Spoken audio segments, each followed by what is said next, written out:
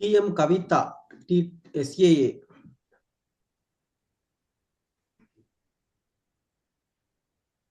அவங்கதானா? Mm. Good afternoon, everyone. My name is Toastmaster Kavita Karpannan. I am the secretary for Tain Tamil Toastmasters Bilingual Club. I'm really glad to welcome all of you, including guests as well as members from Tain Tamil Toastmasters Club as well as Chennai Tamil Toastmasters Club. As an SEA, I would like to introduce a couple of rules. Rule number one, please turn your mobile phones or put them into silent mode so that it will not disturb the speakers who are on the forum. Rule number two, as Toastmasters, we don't talk about sex, religion, and politics. So please refrain from discussing on these topics. Last but not the least, please do not crosstalk and then do disturb whenever somebody is speaking on the stage. Toastmasters has some mission. The mission of the Toastmaster Club is to provide a supportive and positive learning experience in which members are empowered to develop communication and leadership skills, resulting in greater self confidence and personal growth. Once again, I would like to welcome everyone for this lovely meeting on this Saturday afternoon. With this, I would like to hand over the stage to somebody who is so special and who is leading our Ten Tamil Toastmasters Club. He is working as a lead senior in an aerospace company. He's so vibrant and energetic young Toastmasters and mentor for many. Let's put our hands together to welcome Toastmaster Saravanan on stage to give the presiding officer address. Over to you. மிக்க நன் மிக்க நன்றி சொல்வேந்தர் கவிதா அவர்களே. உங்கள் அனைவரையும் தேன் தமிழ் சொல்வேந்தர் மற்றும் சென்னை தமிழ் சொல்வேந்தர் மன்றத்தின் 252வது கூடுகைக்கு வரவேற்கிறேன். ஒரு நிமிஷம் இருங்க. 252 நான் சொன்னேன். ஆமாங்க, தேன் தமிழோட 230 பிளஸ் சென்னை தமிழோட 32 சேர்ந்து கூடுகை கூட்டம்ங்கிறதுனால 252 மாறிடுச்சு. சரி, எப்பவுமே அதிகம் என்றால் மகிழ்ச்சி அல்லவா? எனக்கு இந்த கருப்பொருள் பார்த்த உடனே எனக்கு ஒரே ஒரு ஆசார கோவை தான் ஞாபகம் வந்துச்சு. வைகரை யாமம் துயில் எழுந்து தான் செய்யும் ஒன் பொருளும் நல்ல அறமும் சிந்தித்து வாழ்வதன் தந்தையும் தாயும் தொழுது எழுக என்பதே முந்தோர் கண்ட முறை. அதாவது என்ன சொல்றாங்கன்னா, நம்ம அதிகாலை 4 மணிக்கு எந்திரிச்சு இன்னைக்கு என்னென்ன பண்ண போறோம் அப்படிங்கிற நம்மளோட செயல்களை எல்லாம் பட்டியலிட்டு அதுக்கப்புறம் தாயையும் தந்தையும் தொழுது எழுகணும் அப்படின்னு சொல்லிட்டு சொல்லியிருக்காங்க. இப்ப ஆசார கோவையில இது 11 கீழ்கணக்கு நூல்கள்ல ஒண்ணு சொல்லியிருக்காங்க. ஆனா நம்ம இன்னைக்கு காலகட்டத்துல வைகரை அப்படிங்கிறத நிறைய பேர் பார்த்திருக்கவே மாட்டோம். என்னைய சேர்த்துதான் சொல்றேன். வைகரைங்கிறது வந்து காலை 4 மணி பொழுதுங்கிறது, இந்த விடிய காலை 4 மணி பொழுது, அது நிறைய பேர் பார்த்திருக்க மாட்டோம். அப்படி இருக்கும் இந்த காலகட்டத்துல. இந்த எதுக்கு நான் இதை கொண்டு வந்தேன்னா, மிக அருமையான கருப்பொருள் என்னன்னா, நம்ம செய்ய வேண்டிய காரியம் ரொம்ப தெளிவா என்னங்கிறது திட்டமிடுதல், நம்மளுக்கு என்ன செய்ய போறோங்கிறத ரொம்ப தெளிவா தெரிஞ்சுக்கிட்டோம்னா அந்த செயல் வந்து எப்பவுமே தவறாகாது, எல்லாமே சரியா நடந்துரும் அப்படிங்கிறது தான் கருப்பொருள். நான் அப்படிதான் புரிஞ்சுக்கிட்டேன். ரொம்ப அருமையான கருப்பொருள். மேலும் இந்த கூடுகைக்கு வந்து சில விதிமுறைகள் இருக்கு. பொதுவா வந்து தேன் தமிழ் சொல்வேந்தர் மன்றம் வந்து இருமொழி கொள்கையுடைய மன்றம். அதாவது ஆங்கில மொழியிலும் பேசுவோம், தமிழ் மொழியிலும் பேசுவோம். சென்னை தமிழ்ங்கிறது வந்து தமிழ் மொழி மட்டுமே கொள்கையுடைய மன்றம். அதனால இந்த கூட்டத்தை முழுவதும் தமிழ்ல எடுத்துட்டு போகணுங்கிறது என்னோட வேண்டுகோள். பட் இப்ப பட்டன் வந்த மாதிரி அங்கெங்கே எங்கேயாவது ஒரு ஆங்கில கலப்பீடு வந்தால் முடிந்த வரை அதை தவிர்த்து தமிழ் மொழியில எடுத்து செல்லணும் அப்படிங்கிறத ஒரு வேண்டுகோளா வச்சுக்கிட்டு, அடுத்து இன்றைய சொல்வேந்தர் யாருன்னு பாத்தீங்கன்னா,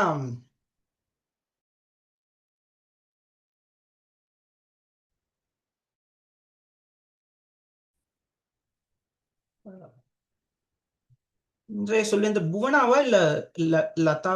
ஒரு நிமிஷம், சாரி, கன்ஃபியூஷன் ஆயிடுச்சு.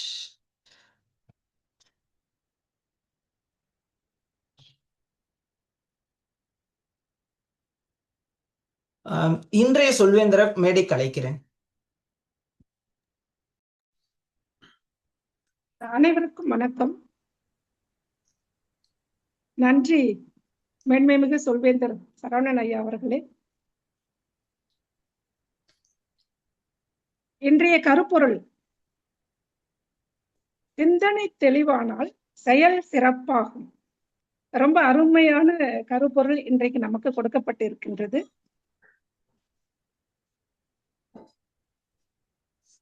ஏனென்றால் தெளிந்த நீரோடையில்தான் நாம் தெளிவான அனைத்தையுமே, அதாவது எல்லாவற்றையும் அதில் நாம் பார்க்க முடியும். அது போலத்தான் நமது எண்ணங்கள் தெளிவாக இருக்க வேண்டும். இந்த தேன் தமிழ் மன்றமும் சென்னை சொல்வேந்தர்கள் மன்றமும் இணைந்து நடத்தும் இந்த இணைய வழி கூடுகையாகப்பட்டது நமக்கு ஒரு சிறப்பான நல்ல கருத்தை தருவதாகத்தான் அமைய போகின்றது. இன்றைய நாளின் சொல்வேந்தராகிய நான் இங்கு நம் கூடுகையில் 4 முக்கியமான அங்கங்களை அறிமுகப்படுத்துகின்றேன். முதல் அங்கம்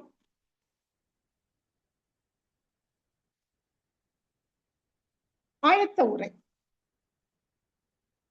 ஆயத்த உரையானது ஏற்கனவே தயாரிக்கப்பட்ட ஒரு உரையாகும். இரண்டாவது அங்கம் உடனடி பேச்சு. இது ஒரு நபரின் சிந்திக்கும் திறனையும் ஒரு தன்னம்பிக்கையும் கொடுக்கக்கூடிய ஒரு பகுதியாகும். மூன்றாவதாக தேன் தமிழ் நேரம், தேனும் தமிழும் சேர்ந்த ஒரு நேரம். நான்காவதாக மதிப்பீடு. இந்த மொத்த கூடுகையையும் நமது பொது மதிப்பீட்டாளர் அவர்கள் அருமையாக தொகுத்து வழங்குவார்கள். நாளின் சொல்லாகிய கருப்பொருளாகிய சிந்தனை தெளிவானால் செயல் சிறப்பாகும் என்ற அடிப்படையில் நாம் அனைவரும் சிந்திப்போம், சிறந்து செயல்படுவோம் என்று கூறி, நான் இங்கு நமது பொது மதிப்பீட்டாளர் பேரன்பிற்கும் பெரும் மதிப்பிற்கும் உரிய மாண்புமிகு நமது சொல்வேந்தர் கார்த்திகேயன் முத்துசுவாமி ஐயா அவர்களை நான் இங்கு அறிமுகப்படுத்துகின்றேன். ஒரு சிறிய அறிவிப்பு. கார்த்திகேயன் ஐயா இன்னைக்கு அவசர வேலையினால அவரால் கலந்துக்க முடியாத ஒரு தருணம். வேற வழி இல்லாதனால நான் எடுத்துக்கலாம்னு நினைக்கிறேன். யாராவது வேற யாராவது பொது மதிப்பீட்டாளர்கள் இருக்க தயாரா இருக்கீங்கன்னா அவங்களுக்கு கொடுத்துறேன், இல்லைன்னா நான் எடுத்துக்கிறேன்.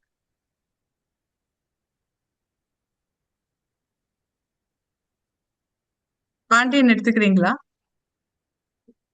நன்றி. ஜி ரோல் எடுத்துக்கலாம், பொது மதிப்பீட்டாளர் எடுத்துக்கலாம். நன்றி நன்றி நன்றி நன்றி நண்பர், தோழர், மதிப்பிற்குரிய சகோதரர் சொல்வேந்தர் பாண்டியன் ஐயா அவர்களே. இவர்களை பற்றி சொல்ல வேண்டும் என்றால், இவர்கள் ஒரு தமிழ் ஆர்வலர்.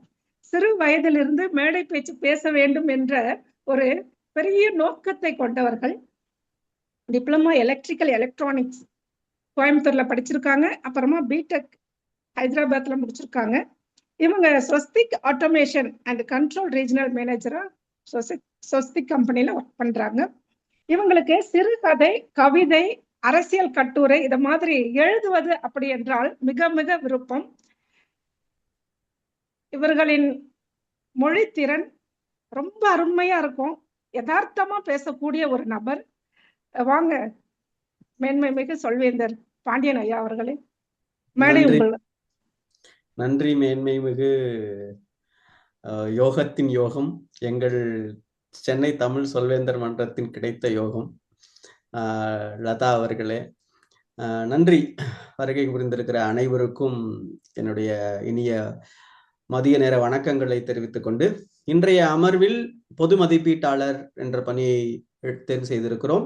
இதில் நான் மட்டும் பங்கு கொள்வதல்ல, என்னோடு சேர்ந்து தமிழ் மன்றத்தில் நாம் சொல்வதை போல உரை நோக்குப்படை 4 படைகளை என்னோடு வைத்திருக்கிறேன். அதில் முதல் படை இந்த நேரத்தை மிகச்சரியாக கையாளுகிற தன்மை கொண்ட டைமர் ரோல் நேரக்கணக்காளர்,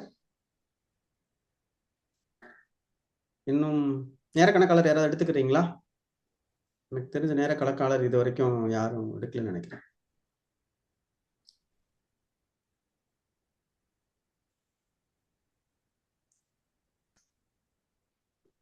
நேரக்கணக்காளர் குழுவுல பதிவிடலையே. வெங்கடேஸ்வரன் அப்படின்னு இருக்கு, வரலன்னு நினைக்கிறேன். நான் எடுத்துக்கிறேன். அவர் வரல. சரி.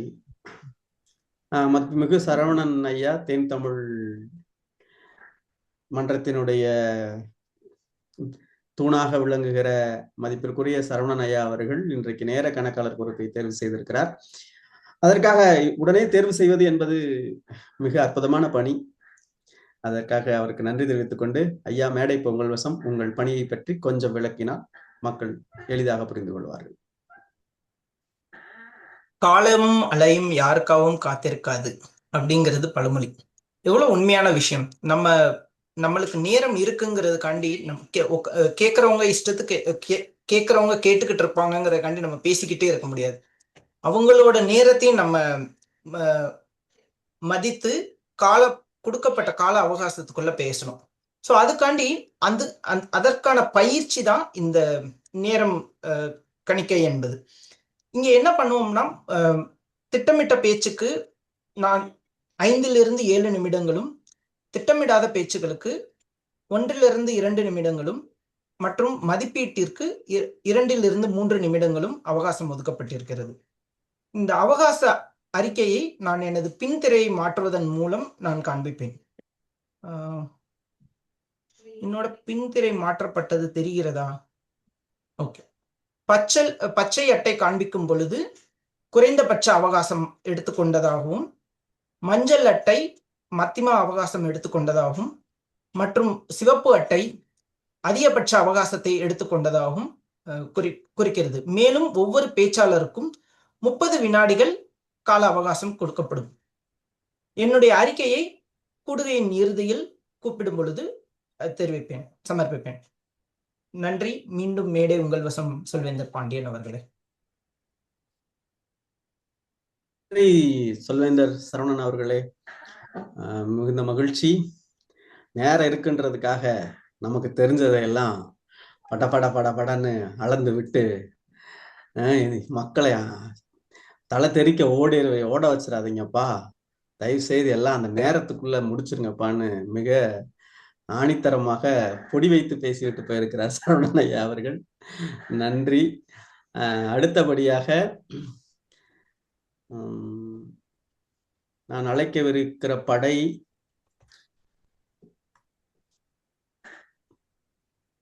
உரை நோக்கு படையினுடைய அடுத்ததாக இலக்கணவாணர். அதற்கு முன்பாக உபரிச்சொல் கணக்காளர் மதிப்புக்குரிய சரண்யா அவர்கள்.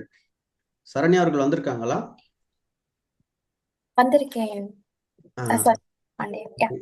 நன்றி. சரண்யா அவர்கள் உபரிச்சொல் கணக்காளர், ஆங்கிலத்தில் ஃபில்லர்ஸ் என சொல்லுவோம் இல்லையா, அதை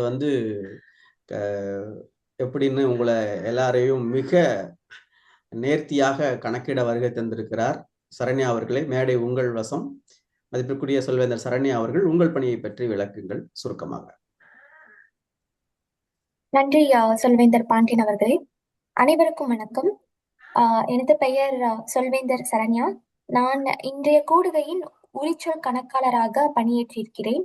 எனது பணியானது சொல்வேந்தர்கள் மற்றும் விருந்தினர்கள் கூடுகையில் பயன்படுத்தும் சொல்லாடல் மற்றும் அவர்கள் உரைகளில் அதிகம் பயன்படுத்தும் உரிச்சொற்களை அடையாளம் கண்டு அவர்களிடம் அறிமுகப்படுத்துவதாகும்.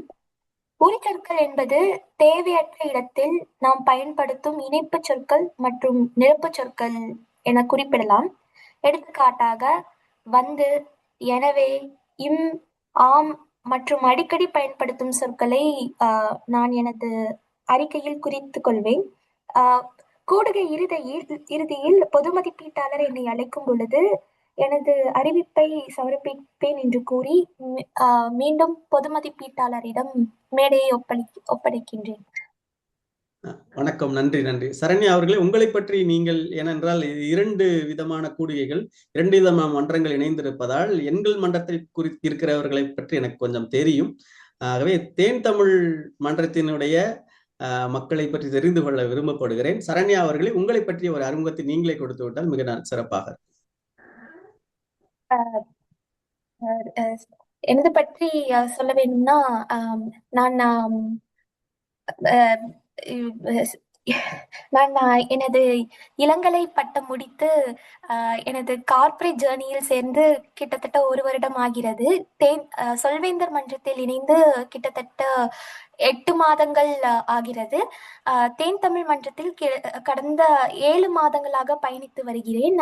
இப்பொழுது வைஸ் பிரசிடென்ட் மெம்பர்ஷிப் என்ற பொறுப்பை ஏற்றுக் கொண்டுள்ளேன். எனது நோக்கம் இந்த சொல்வேந்தர் மன்றத்தில் இணைந்தது தெளிவாக பேசுவது மற்றும் மேடை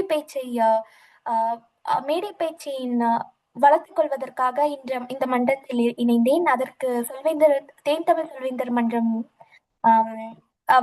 என்னை வழி நடத்துகிறது. நானும் அதனுடன் சேர்ந்து பயணித்துக் கொண்டுள்ளேன். இதுவே என்னுடைய சிறிய அறிமுகம். மேலும் உங்களை பற்றி அறிந்து கொள்ள விரும்புகிறேன். பொது மதிப்பீட்டாளர். நன்றி நன்றி நன்றி சரண்யா அவர்களே. கவுண்டருக்கே போட வைத்து விட்டோம். அந்த அளவிற்கு மகிழ்ச்சி. உங்களுடைய பயணம் தொடரட்டும். உங்களுடைய தொடர்ந்து நீங்கள் அதிக திறமைகளை பற்றி வானில் மின்ன வேண்டும் என்று வாழ்த்தி, அடுத்தபடியாக நான் உங்களுக்கு அறிமுகப்படுத்த போகிற நபர் மிகவும் ஆர்வமுடையவர்.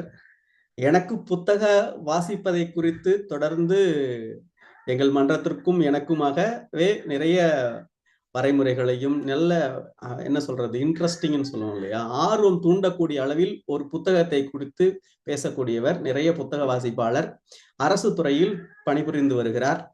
மதிப்பிற்குரிய இலக்கணவாணர் நஸ்ரீன் அவர்களை மேடை உங்கள் வசம்.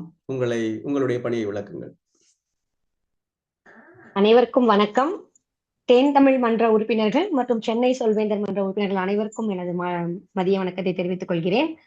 இன்று இலக்கணவாணராக எனது பணியானது இன்றைய கூட்டத்தின் பேச்சாளர்கள் அவர்கள் உரையை பேசும் பொழுது அதில் அவர்கள் பயன்படுத்தக்கூடிய நல்ல சொற்றொடர்கள், சொலவடைகள், ஏதேனும் திருக்குறள்கள், ஏதாவது முக்கிய குறிப்புகள், சிறந்த சொற்கள் ஏதேனும் இருப்பின் அதை குறிப்பிடுத்துக் கொள்வேன். மேலும் ஏதேனும் தவறான மொழி பயன்பாடு இருப்பினும் அதை குறித்துக் கொள்வேன். இந்த கூடுகையின் இறுதியில் பொது மதிப்பீட்டாளர் அவர்கள் என்னை அழைக்கும் பொழுது எனது அறிக்கையாக அதை சமர்ப்பிப்பேன். மேலும் இன்றைய கூட்டத்தில் இன்றைய நாளின் சொல்லை அறிமுகப்படுத்துவதில் எனக்கு மிக்க மகிழ்ச்சி. இன்றைய நாளின் பாத்தீங்கன்னா சொல் வந்து தெளிவு அப்படிங்கிறது ஒரு குழப்பமற்ற மனநிலை அப்படின்னு சொல்லலாம். ஒரு குழப்பமற்ற மனநிலை, எதையும் நிதானித்து புரிந்து கொண்டு அதன் முடிவை அறிந்து செயல்படுதல் அப்படின்னு சொல்லலாம். இன்றைய நாளின் சொற்றொடர் சிறந்த சொல் செயல், அதாவது செயலே சிறந்த சொல் அப்படின்னு சொல்லலாம்.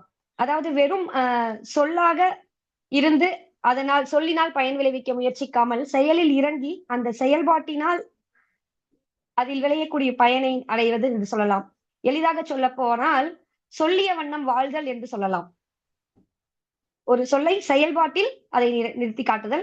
இன்றைய சொல்லையும் சொலவடையையும் இன்றைய நாளின் பேச்சாளர்கள் பயன்படுத்தி பேசுமாறு பணியுடன் கேட்டுக்கொள்கிறேன். அனைவருக்கும் எனது வாழ்த்துக்கள். மீண்டும் மேடை பொது மதிப்பீட்டாளர் வசம். நன்றி பாண்டியன் ஐயா அவர்களே.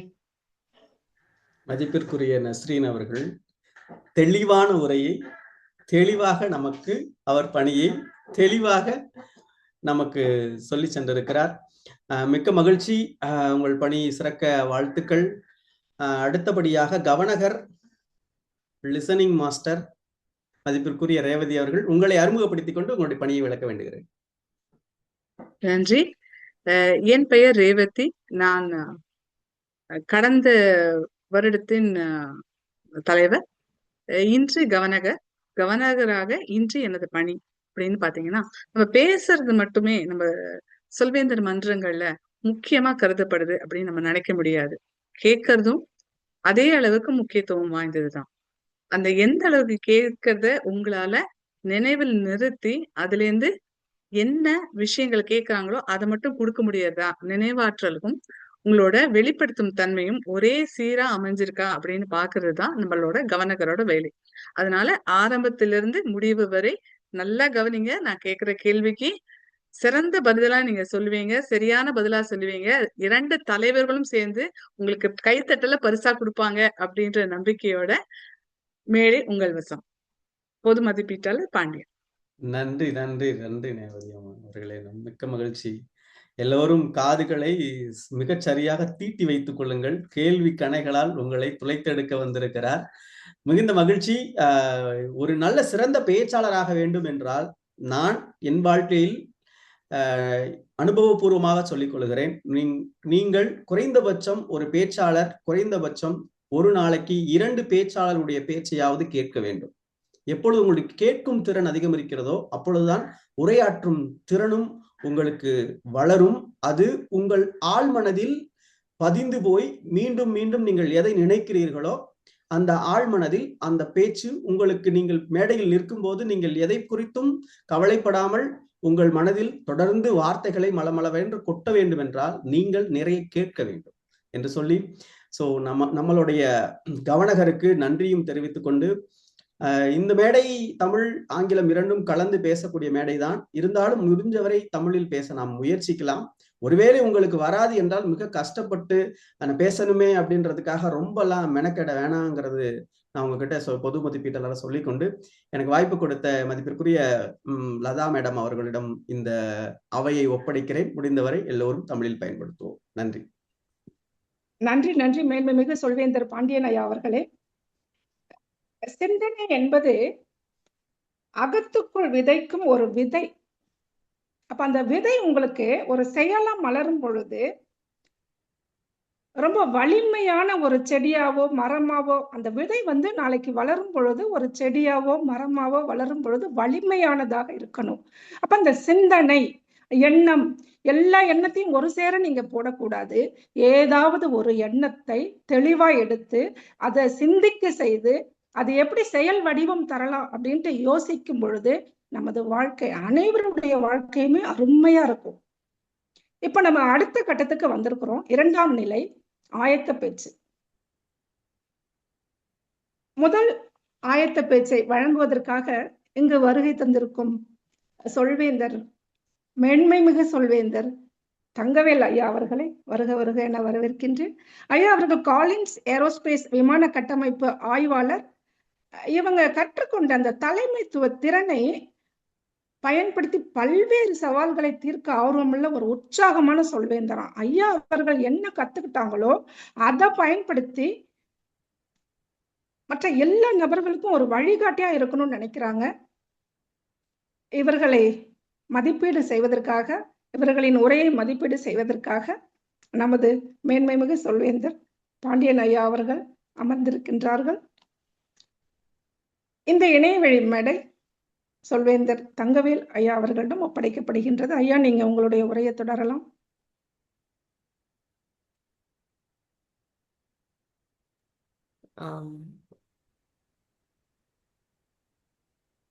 இல்லை, சொல்வேந்தர் தங்கவேல் ஐயா இருக்கீங்க? இல்லை, நானும் தங்கவேல். ஆனா நீங்க கொடுத்த அறிமுகம் சரவணனோட அறிமுகம்.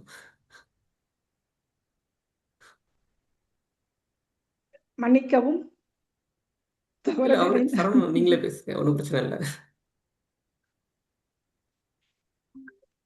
எங்களுக்கு சரியா 2 மன்றமும் இணைஞ்சு பண்ணும் பொழுது எங்களுக்கு தகவல் சரியா கிடைக்கல. எதுவா இருந்தாலும் பரவாயில்ல. முதல் ஆயத்த உரையை நீங்க வழங்கலாம். உங்களுக்கு விருப்பம் இருந்தால். வேற யாராவது ஏதாவது சொல்லணுங்களா?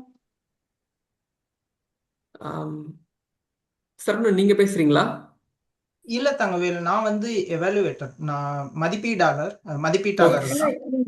நீங்க தான் பேச்சாளர். தங்கவேல் அவர்கள் நீங்களே தொடருங்க. ஆ உங்களுடைய அறிமுகத்தை நீங்களே கொடுத்துட்டு தொடங்குறீங்கன்னா மகிழ்ச்சி. கண்டிப்பா. உங்களுடைய ஊர், சொந்த ஊர், அதெல்லாம் அது அந்த நேரத்தை நீங்க டைமர் கணக்கிட வேண்டாம். அவருடைய உரை தொடங்குற நேரத்தை மட்டும் டைமர் நீங்க எடுத்துக்கோங்க, கணக்கெடுப்புங்க. மற்ற நேரத்துல நீங்க அவருக்கு கொடுக்கலாம். நீங்க உங்களுடைய அறிமுகப்படுத்திக் கொள்வது மகிழ்ச்சி. 2 மன்றங்கள் இணைவதால் ஏற்பட்ட சின்ன இடரல் தான், அதை நாமளே சரி செய்து கொள்ளலாம். நன்றி. அனைவருக்கும் வணக்கம். என்னுடைய பேச்சு தெளிவா கேக்குதா எல்லாருக்கும்? ரொம்ப அருமையா இருக்குங்க. உங்க காணொலியும் அருமையா இருக்கு, உங்களுடைய வார்த்தைகளும் சரியாக விழுதுங்க. எனது பெயர் தங்கவேல். நான் இந்த மன்றத்துல 2024 இருந்து பயணிச்சுட்டு வந்துட்டு இருக்கேன், 2 வருட காலமாக. நான் ஒரு தனியார் நிறுவனத்துல சூப்பர்வைசரா பணிபுரிஞ்சிட்டு இருக்கேன். மற்றும் நான் முதுநிலை இயற்பியல் பட்டப்படிப்பு முடிச்சிருக்கேன். இது எனது அறிமுகம். பேச்சு தொடங்கலாமா? நன்றி. நமது அன்றாட வாழ்க்கையில் மிகவும் பயனுள்ளதும் மற்றும் இயற்கையில் மிக முக்கிய பங்கு வகிக்கக்கூடிய ஒரு தாவரம் மூங்கில். அந்த மூங்கிலோட வளர்ச்சியை பத்தி நீங்க எப்பயாவது சிந்திச்சிருக்கீங்களா?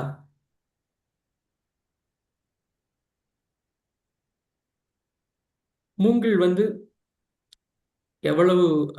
மூங்கில் மிகவும் உயரமான மற்றும் ஒரு வலிமையான ஒரு தாவர வகை. அந்த தாவர வகை நமது சொல்வேந்தர்கள் பேச்சாளர் பயணத்துல எப்படி நாம உதாரணமா எடுத்துக்கலாம் அப்படிங்கிறத பத்தி இந்த பேச்சை நான் வழங்குறேன். மூங்கில் பார்த்தோம்னா முதல்ல 3 to 5 வருடங்கள் அது முழுக்க அதனுடைய வேற வலிமையாக்குறதுக்கே செலவு செய்யுது. அதன் பிறகு அது ஒரு நாளைக்கு சராசரியாக 3 அடியில இருந்து 1 மீட்டர் வரைக்கும் அதோட வளர்ச்சி இருக்கு. இதற்கு காரணம் என்னன்னா, அது தொடக்கத்துல அதனுடைய வேர்களை வலிமையாக்குறதுக்கு செலவு செய்த அந்த காலம், அதுதான் அதை மிக உயரமாகவும் வலிமையாகவும் ஆகுது. இதை நமது மேடை பேச்சுல எப்படி நம்ம உதாரணமா எடுத்துக்கலாம்னா, தொடக்க காலங்கள்ல நம்ம நம்மளது பேச்சை வழங்கும் போது எப்படி பேசணும், எப்படி குரல்களை மாற்றி அமைக்கணும், வார்த்தை எப்படி பயன்படுத்தணும் போன்றது நமக்கு தொடக்க காலங்கள்ல மிக தடுமாற்றமா இருக்கலாம். ஆனா நம்ம அது தொடர்ந்து அந்த நேரங்கள்ல விரக்தி அடையாம பொறுமையுடன் தொடர்ந்து பயிற்சியும் முயற்சியும் செய்யும் போது நிச்சயமாக மூங்கில் எப்படி மிக வலிமையானதும் உயரமானதும் ஆகுதோ, அதே போல நமது முயற்சியும் பயிற்சியும் நம்மை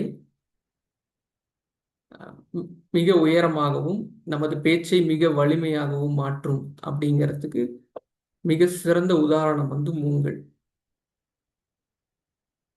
அதே நேரத்துல இந்த காலகட்டத்துல நம்ம மிக மிக பொறுமையா இருக்கணும். பொறுமை வெறும் நம்ம காத்திருப்பு மட்டும் இல்லை, அந்த காத்திருப்பு நேரத்துல நம்ம எப்படி நடந்துக்கிறோம், எந்த விஷயத்தை கத்துக்கிறோம் அப்படிங்கிறத நம்ம மூங்கில்ட்ட இருந்து முதல் பாடமா கற்றுக்கலாம். 2வது பாடம் மூங்கில்ட்ட இருந்து நம்ம கற்றுக்கிறது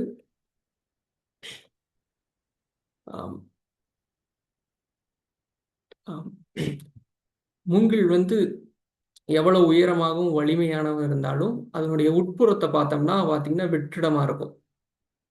அதுக்கு காரணம் நாமும் எவ்வளவு கற்றுக்கொண்டு ஒரு சிறந்த பேச்சை வழங்கினாலும் பேச்சாளருக்கு மிக முக்கியமானது பேச்சு மட்டுமல்ல, மற்றவர்கள் பேசுவதை நாம் காது கொடுத்து கேட்பதும் கூட. அதற்கு ஒரு சிறந்த உதாரணம் மூங்கிலோட எவ்வளவு வலிமையானதாக இருந்தாலும் அதன் உட்புறம் பார்த்தீங்கன்னா வெற்றிடமாக தான் இருக்கும். அடுத்து 3வது ஒரு பாடம் மூங்கில் உயரமாக இருந்தாலும் எவ்வளவு ஒரு வேகமான காற்றோ புயலோ அடிச்சா கூட அது அவ்வளவு சீக்கிரம் முறியாது. காரணம் அது வளைஞ்சி கொடுக்கும். அந்த நெகிழ்வுத்தன்மை மூங்கில்ட்டு இருக்கு.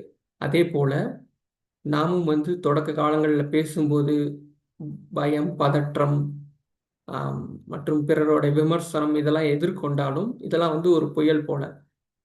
நாம அதுல இருந்து வளைஞ்சு கொடுத்து அதுல இருந்து என்ன கத்துக்கிட்டோம் அப்படிங்கிறத வந்து தான் மிக முக்கியமே தவிர அதுல வந்து நம்ம வந்து விரக்தி அடைஞ்சிடக்கூடாது அப்படிங்கிறத வந்து நம்ம இந்த மூங்கில்ல இருந்து மிக முக்கியமா கத்துக்கலாம்.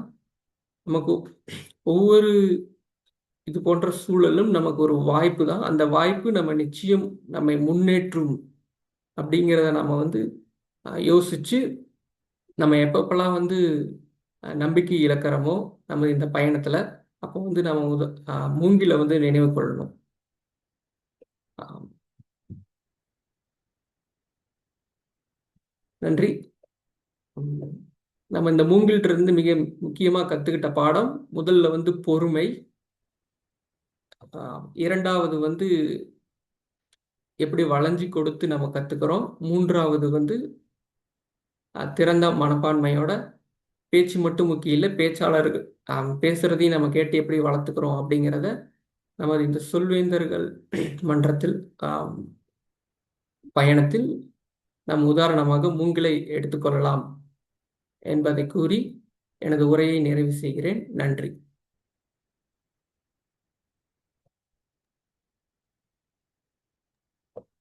நன்றி நன்றி பெண்மைமிகு சொல்வேந்தர் தங்கவேல் ஐயா அவர்களே, ரொம்ப அருமையா சொன்னீங்க.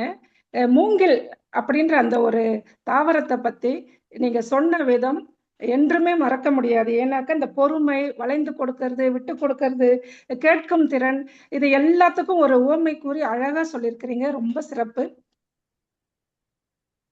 அடுத்ததாக நம்மளுடைய ஐயன் திருவள்ளுவர் அவர்கள் கூட சொல்லியிருக்காங்க. திருக்குறள் 467வது திருக்குறள் என்ன சொல்லியிருக்காங்க அப்படின்னாக்கா, எண்ணி துணிக கருமம் துணிந்த பின் எண்ணுவோம் என்பது இழுக்கு. ஒரு செயலை நம்ம செய்யறதுக்கு முன்னாடி சிந்திச்சு செயல்பட சொல்றாங்க. ஆனா அப்படி சிந்திக்காம செய்த பிறகு வர அந்த ஒரு தேவையில்லாத ஒரு விடயங்களை பற்றி நீங்க அப்புறமா சிந்திச்சீங்கன்னா அது பயன் இல்லை. அதனால எப்பவுமே ஒரு செயல் நம்ம செய்ய போறோம் அப்படின்னாக்கா ரொம்ப மிக மிக முக்கியம் சிந்தித்தல், சிந்தனை, தெளிவு. இது எல்லாமே இன்னைக்கு ஒரு அருமையான கருத்து நமக்கு இங்க நம்ம சொல்லி கொடுத்துட்டு இருக்கோம். ரொம்ப அருமையா பேசுறீங்க மென்மைமிகு சொல்வேந்தர் தங்கவேல் ஐயா அவர்களே. அடுத்த உரையை ஆற்றுவதற்காக எங்களுடைய நம்ம சென்னை தமிழ் சொல்வேந்தர் மன்றத்தில் இருந்து அவங்கள பத்தி சொல்லணும் அப்படின்னாக்கா, சென்னையில் வசந்தம் ப்ரமோட்டர்ஸ் என்கின்ற ஒரு நிறுவனத்தின் நிர்வாக இயக்குனராக இருக்கின்றார்கள். மிக மிக இயற்கையாகவே நகைச்சுவை என்பது அவர்களிடம் இயற்கையாகவே குடிகொண்டுள்ளது. அவர்களை நினைத்தாலே எங்களுக்கு ஞாபகம் வரும் ஒரு சொல், ஒரு வார்த்தை, வாய்ப்பு. எங்கெல்லாம் வாய்ப்பு கிடைக்கின்றதோ அங்கெல்லாம் நாம் வேண்டாம், இல்லை அப்படி சொல்ல வேண்டாம், முடிந்தவரை அதுல முயற்சி செய்து அந்த வாய்ப்பை பயன்படுத்தி உயர்ந்த நிலைக்கு சில நேரங்களில் அந்த வாய்ப்பு கூட நம்ம இட்டு செல்லும் என்பது அவர்களிடமிருந்து நாங்கள் கற்றுக்கொண்ட ஒரு பாடம். வாங்க மென்மைமிகு சொல்வேந்தர் ஜவஹர் ஐயா அவர்களே, இவர்களை மதிப்பீடு செய்வதற்காக மேன்மைமிகு சொல்வேந்தர் சரவணன் ஐயா அவர்களை அறிமுகப்படுத்துகின்றேன். மேடை உங்கள் வசம் ஒப்படைக்கப்படுகின்றது. மேன்மைமிகு சொல்வேந்தர் ஜவஹர் ஐயா அவர்களே. அன்பர்களே, நண்பர்களே, ஆன்றோர்களே, சான்றோர்களே, நிகழ்ச்சி நெறியாளரே, திடீர் பொது மதிப்பீட்டாளரே, நேர கணக்காளரே, உபரிச்சொல் கணக்காளரே, அனைவருக்கும் முதற்கண் வணக்கத்தை தெரிவித்துக் கொள்கிறேன். மகிழுந்தும் நானும். மகிழுந்துதான் என்னுடைய தலைப்பு. மகிழுந்துன்றது என்ன? அந்த பெயரிலே மகிழ்ச்சி அப்படின்றது இருக்கு. ஆனா நான் மகிழுந்து வாங்கி மகிழ்ச்சி இல்லாத தருணம் இருக்கு. 2007 எனக்கு திருமணமான பிறகு மகிழுந்து வாங்கணும்னு எங்க மனைவி ரொம்ப ஆசைப்பட்டாங்க. சரி, மகிழுந்து வாங்கினா புதிய மகிழுந்து வாங்குறதுக்கு அந்த அளவுக்கு பணம் இல்லை, ஒரு பயன்படுத்திய மகிழுந்தை வாங்கலாம் அப்படின்னு முடிவெடுத்து, மனைவி கேட்கிறாங்க வாங்கலாம் அப்படி முடிவெடுத்து 1,07,000 ரூபாய் கொடுத்து ஒரு மகிழுந்தை வாங்குறது. அந்த மகிழுந்து இண்டிகா உண்மையானுமே அதனுடைய வண்ணம் பல வண்ணங்களில் இருந்தாலும் கடைசியாக ஒரு வண்ணத்தில் இருந்தது. பச்சை நிறம், முழுவதும் பச்சை நிறம். அந்த பச்சை நிறம், பச்சை நிற இண்டிகாவை எனக்கு ஓட்டுநராக 2000 ஆண்டிலேயே நான் பயிற்சி பெற்றேன். அதற்கான ஓட்டுநர் உரிமையையும் நான் பெற்றிருந்தேன். ஆனால் வண்டியை மட்டும் ஓட்ட தெரியாது. வண்டியை வாங்கிய பிறகு மெதுவாக இயக்க ஆரம்பித்தேன். சிறியதாக ஓடியது. எங்கு காவலர் இருக்கிறார்களோ அங்கு என் வாகனம் நின்றுவிடும். என் மனைவி அருகில் மனைவி, ஏன் வண்டியை ஸ்டார்ட் பண்ணுங்க அவங்க சொல்லுவாங்க. நானாமா ஸ்டார்ட் பண்ண மாட்டேன்றேன். அது அது அது அது ஸ்டார்ட் ஆனாதான் ஸ்டார்ட் பண்ண முடியும் அப்படின்னு சொல்லுவேன். சொன்ன பிறகு ஆனா இதுல அந்த வாகனம் ஓட வேண்டும் என்றால் ஒரு விஷயம், 3 பேர் குறைஞ்சபட்சம் என்னை திட்ட வேண்டும். இல்ல ஒருவர் அடிப்பது போல் வர வேண்டும். அப்போதுதான் என் வாகனம் சற்று இயக்க ஆரம்பிக்கும். சரி, இது போல்தான் சென்று கொண்டிருந்தது. எங்கு சென்றாலும் காவலர்களை முன்கூட்டியே என் மனைவி பார்த்தால், ஐயோ நீங்கள் வண்டி நிறுத்தி விடாதீர்கள், பார்த்து ஓட்டுங்கள் வாங்க. அவங்க சொல்றத நினைச்சா இன்னி காலகட்டத்துக்கு மிகப்பெரிய நகைச்சுவையா இருக்கிறது. சரி, இதன் பிறகு என்னுடைய வாகனத்தை சொந்தக்காரங்க, பந்தக்காரங்க, நண்பர்கள், நண்பிகள் அனைவரும் கைமாத்துன்னு சொல்லுவாங்க. நான் வாகனத்தை ஓட்டுனதை விட பலர் என் வாகனத்தை ஓட்டுனது தான் அதிகம். இந்த பக்கம் முன்ன கொண்டு போய் இடிச்சிருவாங்க, பின்னால கொண்டு இடிச்சிருவாங்க. சரி, இவங்களை போய் கேட்க முடியாது. ஒவ்வொரு காலகட்டத்திலும் ஏதோ ஒரு உதவி பண்ணிருக்காங்க. சரி, கேட்க முடியாது. சரி, ஒரு நாள் என்னுடைய நண்பர் என்னுடைய மகிழ்ந்து எடுத்துட்டு போயிருந்தாரு. எடுத்துட்டு போயிட்டு ஹலோ அப்படின்னாரு. என்ன ஆச்சுன்னு. ஒன்னும் இல்ல, வண்டி ரெண்டு அந்த வாகனத்தின் சக்கரங்களும் கைட்டு ஓடி விட்டு இருந்தார்.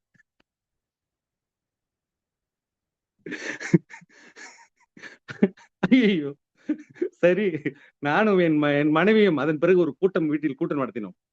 இந்த மகிழ்வுந்தை வித்துவிட வேண்டும், நாம் வாழ வேண்டும் என்றால், நாம் வாழ்க்கையை தொடர வேண்டும் என்றால் இந்த மகிழ்வுந்தை வித்தே ஆக வேண்டும் அப்படின்னு முடிவு பண்ணோம். அந்த மகிழ்வுந்தை வித்துட்டோம்.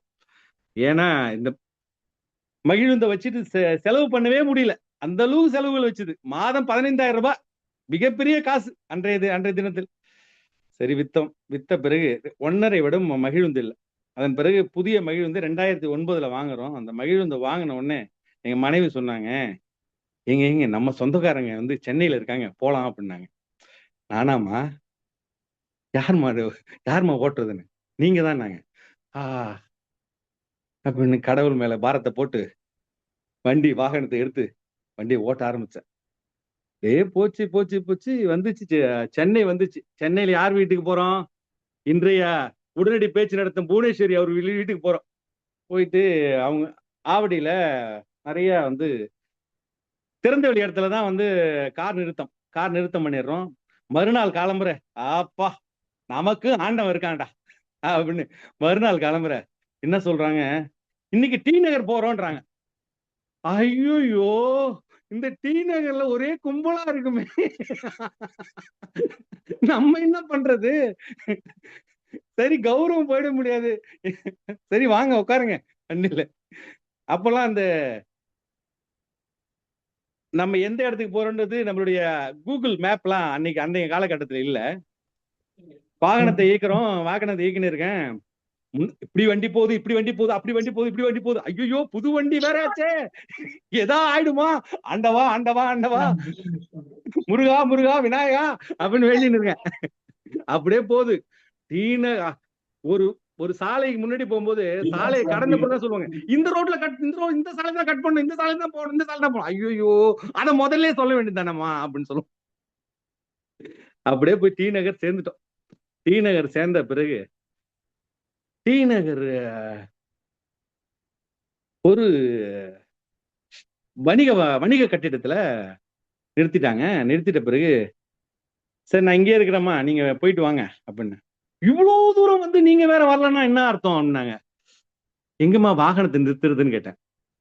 அப்பதான் பார்த்தேன், நான் முதல் முறையா உண்மையை சொல்றேன், அந்த வாகனம் நிறுத்துவதற்கு இப்படி வளைந்து வளைந்து பாம்பை பார்ப்பது போல் ஒரு வாகனத்தை இயக்கி மேலே கொண்டு போய் நிறுத்த வேண்டும்.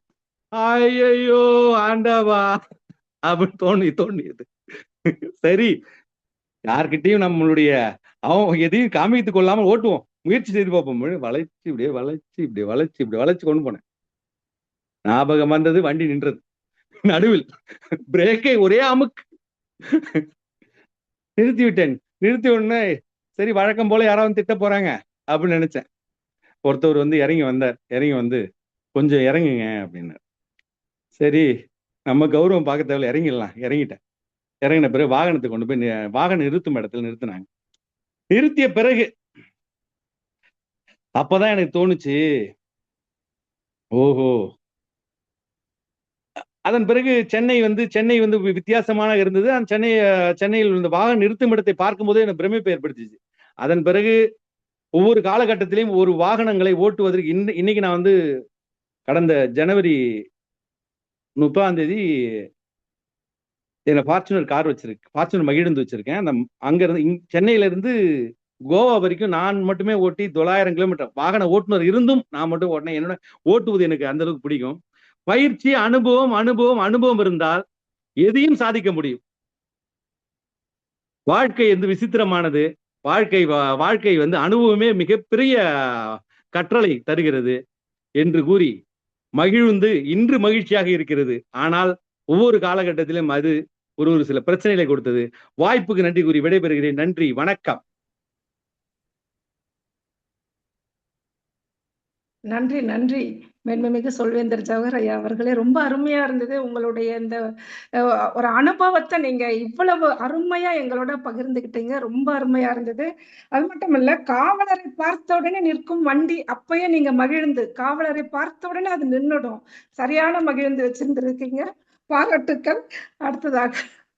அடுத்தது நம்மளுடைய 3ஆம் நிலை என்னன்னா உடனடி பேச்சு. உடனடி பேச்சு அப்படின்னாக்கா, உடனே நமக்கு இங்க வந்து நம்மளுடைய கருப்பொருளுக்கு ஏத்த மாதிரி அந்த சிந்தித்தல் இந்த உடனடி பேச்சுல நமக்கு தெளிவா தெரியுது. ஒரு தலைப்பு தரப்படும் இங்கு. அந்த தலைப்பை கேட்கும் திறனும் இங்கு வளர்க்கப்படுகின்றது. ஏனென்றால் அந்த தலைப்பை நாம் கூர்ந்து கவனிக்கின்றோம். கவனித்தல், கேட்கும் திறன், சிந்திக்கும் திறன், சிந்தித்து அந்த தலைப்புக்கான அருமையான கருத்தை எடுத்து வைப்பதற்கு இந்த மேடை ஒரு சிறப்பானதாக இருந்து கொண்டிருக்கின்றது. இந்த உடனடி பேச்சை வழங்குவதற்காக நம்மோடு இணைந்திருக்கின்றார்கள் மதிப்பிற்குரிய மேன்மைமிகு சொல்வேந்தர் புவனேஸ்வரி அவர்கள். இவர்கள் கடலூரில் பிறந்து தற்போது சென்னையில் வசித்து வருகின்றார்கள். வசந்தம் ப்ரமோட்டர்ஸ் நிறுவனத்தில் வணிக வளர்ச்சி மேலாளராக பணியாற்றி வருகிறார்கள். தமிழ் மொழி, சொல் நயம், அழகிய உரையாற்றல் போன்றவற்றில் மிகுந்த ஆர்வம் கொண்டவர்கள். உடனடி பேச்சு வழங்கும் இந்த ஒரு பகுதியை மதிப்பீடு செய்வதற்காக மேன்மைமிகு சொல்வேந்தர் அன்பரசன் ஐயா அவர்களை அழைக்கின்றோம். இங்கு நாம் இந்த சிந்திக்க தெரிந்த மனிதனே சிறந்த மனிதன், சிந்தித்தல் என்கின்ற இந்த கருப்பொருளின் அடிப்படையில் நாம் பார்க்க போனால் சிந்திக்க தெரிந்த மனிதனே சிறந்த மனிதன். ஏனென்றால் நாம் ஒரு செயலை செய்வதற்கு முன்பாக 1000 முறை சிந்திக்க வேண்டும். இந்த செயலோ இந்த சொற்களே நாம் பயன்படுத்தினால் இதனுடைய விளைவு இவ்வாறாதான் இருக்கும் அப்படின்னு சொல்லி நீங்க முதல்ல தீர்மானிச்சு அதை சொல்லும் போதோ இல்ல செய்யும் பொழுதோ அதனுடைய பலன் எப்படி இருக்கும்னா நன்மையா இருக்கும். இதை அறியாம நம்ம செஞ்சுட்டோம் அப்படின்னாக்கா அதனுடைய பலன் நமக்கு தேவையில்லாத ஒரு விடயங்கள்ல நம்மளை சிக்க வைத்து விடும் என்று சொல்லிக்கொண்டு வாருங்கள் உடனடி பேச்சு சொல்வேந்தர் மென்மைமிகு புவனேஸ்வரி அவர்களை நான் இங்கு அழைக்கின்றேன். நன்றி சொல்வேந்தர் லதா அவர்களே. அனைவருக்கும் எனது இனிய மதிய வணக்கம். நம்ம வாழ்க்கையில வர்ற பிரச்சனைகள் எல்லாமே வந்து டெசிஷன் எடுக்க முடியாம தான் நம்ம கஷ்டப்படுறோம். நம்ம டெசிஷன் எடுக்க காரணம் ரொம்ப வந்து நம்ம கரெக்டான ஒரு டெசிஷன் எடுக்க காரணம் வந்து நம்மளோட சிந்தனை வந்து தெளிவா எடுக்கணும். அந்த தெளிவு இல்லைன்னா நம்மளால அந்த டெசிஷனை எடுக்க முடியாது. இன்னைக்கு உங்களோட சிந்தனை எவ்வளவு தெளிவு அதை நம்ம இப்ப பார்க்க போறோம். பாத்தீங்கன்னா ஃபர்ஸ்ட் யாருக்கு டாபிக் கொடுக்கறது? யாராவது ரெடி வரீங்களா? முன் வரீங்களா? யாராவது முன் வந்தீங்கன்னா உங்களோட கையை உயர்த்துங்க. ரேவதி மேடம். ரேவதி மேடம், உங்களுக்கு உங்க மனசு ரொம்ப குழப்பமா இருக்கும்போது நீங்க முதல்ல செய்யற ஒரு தெளிவான செயல் என்ன? நன்றி. குழப்பமா இருக்கும் அப்படின்னு நம்ம உணர்ந்தாலே அதுவே ஒரு தெளிவு தான் நான் நினைக்கிறேன். குழப்ப நிலை அப்படின்றத நாம அறிஞ்சுக்கிறதே ஒரு நிலைதான். அந்த நிலையே ஒரு தெளிவு தான் நான் நினைக்கிறேன். அதை தாண்டி நான் 2 விஷயம் பண்ணுவேன். 1 போய் தூங்கிடுவேன். ஏன்னா நான் வேலை பளு அதிகமா செய்யற ஆளு. அதனால எனக்கு அது ஜாஸ்தி ஆனதுனால அந்த குழப்ப நிலை அடைஞ்சிருக்கேனா அப்படின்றத தெரிஞ்சுக்கிறதுக்காக ஒரு சின்னதா ஒரு 10 நிமிஷமோ 15 நிமிஷமோ அந்த மாதிரி பண்ணுவேன். அப்படி எதுவுமே இல்லை அப்படின்னா நான் கொஞ்சம் 100 எடையில இருக்கேன். இப்போ நீங்க கண்டுபிடிச்சுக்கலாம். இல்லைன்னா நான் என்ன தெளிவா தப்பா செய்யறேன்றது. என்ன செய்யறது சொல்லுங்க பார்க்கலாம்.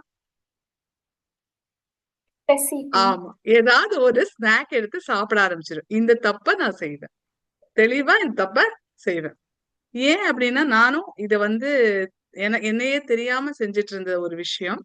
கவனிப்பு அப்படின்றத ரொம்ப அதிகமா உள்வாங்கி பயணிக்கும் பொழுதுதான் தெரிஞ்சது. எனக்கு தெரியாமலே எனக்கு ஏதாவது ஒரு விதத்துல மன உளைச்சலோ மன அழுத்தமோ இருந்தோ எனக்கு தெரியாமலே நான் சாப்பிட போறேன் அப்படின்றது. இது 2 விஷயம் தான் நான் செய்யறேன். ஒண்ணு தப்பு, இன்னொன்னு எனக்கு தெரிஞ்சு நான் செய்யறேன் ஒரு நல்ல விடயம் அப்படின்னு நினைச்சு திருப்பி மேலே உங்களை விடுமே. நல்ல கேள்வி கேட்டமைக்கு நன்றி. நன்றி செல்வேந்தர் ரேவதி அவர்களே. உங்களது பதிலில் நிறைய தெளிவு தெரிந்தது. உங்கள் சிந்தனை தெளிவாக இருந்தது தெரிந்தது. அடுத்தது யார் வராங்க டாபிக்? இதுக்கு எவாலுவேஷன் கொடுத்துட்டு அதுக்கப்புறமா அடுத்த டாபிக் போறதா மேம்? இல்ல அப்படியே பண்ணலாம். எவாலுவேஷனா இல்ல கண்டினியூ பண்ணலாம்? அதுதான் கேக்குறேன் நான். இல்ல அவர் பண்ணட்டும். உடனே பண்ண ஞாபகம் இருக்கும். Okay, thanks ma'am. நன்றி சொல்வேந்தர் ரேவதி மேம் அவர்களே. உங்களுடைய பேச்சு, நீங்க சொன்னது செயல். எந்த ஒரு சொல்லுக்கும் ஒரு பெருமையை தேடி தர்றது சொல்ல விட செயல்ல தான் இருக்குன்னு சொல்லுவாங்க. நம்ம கண்டினியூஸா ஒரு வேலையை செய்யும் போது நம்ம ஒரு ஃப்ரஸ்ட்ரேஷன் சுச்சுவேஷனுக்கு வரும்போது என்னன்னா அந்த வேலையை விட்டுட்டு கொஞ்ச நேரம் ரெஸ்ட் எடுத்துட்டு திருப்பி நம்ம அந்த வேலையை கண்டினியூ பண்ணோம்னாக்கா அதனோட அந்த வேலையோடைய மதிப்பு இன்னும் அதிகமாகும்னு சொல்லுவாங்க. அதுதான் உங்க உரையில நீங்க இதை சொன்னதுலேருந்து எனக்கு அது ஞாபகம் வந்தது. நீங்க இன்னைக்கு நான் உங்ககிட்ட இருந்து கத்துக்கிட்ட ஒரு விஷயம் இந்த தூங்க போயிடுவேன்னு சொன்னீங்க. ஆக்சுவலா இந்த நாப்னு சொல்லுவாங்க. நீங்க என்ன ஒரு ப்ரெஷரைஸ்டு மைண்ட்ல இருக்கும்போதும் ஜஸ்ட் ஒரு 5 மினிட்ஸ் 10 மினிட்ஸ் அந்த ஒரு தூக்கம் முடிச்சுட்டு வந்தீங்கன்னா உங்களோட மைண்ட் ஃப்ரெஷ் ஆகிடும். உங்களோட வேலையில அது வேலையோடைய மதிப்பும் வேலையோட குவாலிட்டி தரமும் அதிகமாக இருக்கும். நீங்கள் எதிர்பார்க்குற ரிசல்ட் அது கொடுக்கும்னு சொல்லுவாங்க. உங்களோட உங்களுக்கு கொடுக்கப்பட்ட கேள்விக்கு நீங்கள் கொடுத்த விளக்கம் தெளிவாக இருந்துச்சு. இப்போ ரொம்ப பயனுள்ளதாக இருந்துச்சு. நன்றி சொல்வேந்தர் ரேவதி அவர்களே.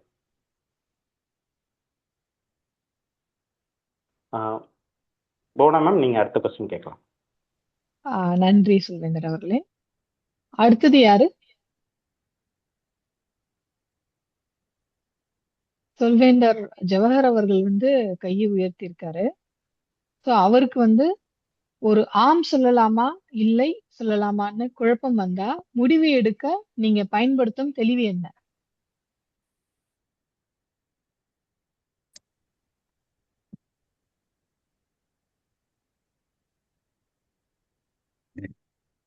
நன்றி சொல்வேந்தர் புவனேஸ்வரி அவர்களே. மீண்டும் அனைவருக்கும் மதிய வணக்கம். ஆம், இல்லை. வாழ்க்கையில இத சரியா சொன்னவங்க மிகப்பெரிய வெற்றியார். இதை சரியா சொல்ல முடியுமானா அனைவராலையும் அனைத்து நேரங்களிலும் சரியா சொல்ல முடியாதுன்றதுதான் உண்மை. ஆம், இல்லை. இல்லை என்பது எந்த நேரத்தில் நம்ம சொல்ல வேண்டும் என்பதை சொல்ல முடியாத நேரத்தில் நான் சொல்ல வேண்டிய வார்த்தை முடிவெடுக்காத வேண்டிய முடிவெடுக்க முடியாத நேரத்தில் சொல்கின்ற வார்த்தை பார்க்கலாம். யோசித்து சொல்கிறேன். இதுதான் என் பல இடங்களில் நான் சொல்லுவேன். என்னுடைய ஆயுதமே இதுதான். பிரச்சனையை நேரம் தாழ்த்துவது, நேரம் கடத்துவது, அதை பற்றி யோசிப்பது, எந்த ஒரு முடிவையும் ஏதோ எடுத்ததாக இல்லை. ஏதோ எடுக்கும் முடிவுகள் பிரச்சனைகளையே தரும். அதனால் என்றுமே முடிவெடுக்க எனக்கு முடியவில்லை என்றால் நேரம் தாழ்த்துவேன். நேரம் தாழ்த்தி என்னுடைய யோசித்த பிறகு அதன் பிறகு என் முடிவை ஆம் இல்லை என்பது முடிவுகளுக்கு ஏற்ற மாதிரி கேள்விகளுக்கு ஏற்றாற்போல் முடிவெடுப்பதுதான் என்னுடைய பழக்கம். அந்த பழக்கத்தை நன்கு அறிந்தவர் நீங்கள் இருந்தாலும் இது பொது மேடை என்பதால் சொல்வேந்தர் மன்றம் என்பதால் இந்த கேள்வியை உங்களுக்கு நான் உங்கள் கேள்விக்கு பதிலாக தருகிறேன். வாய்ப்புக்கு நன்றி கூறி விடைபெறுகிறேன். நன்றி, வணக்கம். நன்றி சொல்வேந்தர் ஜவஹர் பாண்டியன் அவர்களே. உடனடி பேச்சுக்கு நாம் தயாராக ஒரு கேள்வி நம்மளிடம் வரும்பொழுது அதற்கான பதிலை கூறுவதற்கு சொல்வேந்தர் மன்றத்தில் 30 வினாடிகள் டைம் எடுத்துக் கொள்ளலாம் என்று ஒரு வழிமுறை இருக்கிறது. உங்களுக்கு கொடுக்கப்பட்ட கேள்வி ஆம் சொல்லக்கூடாதா,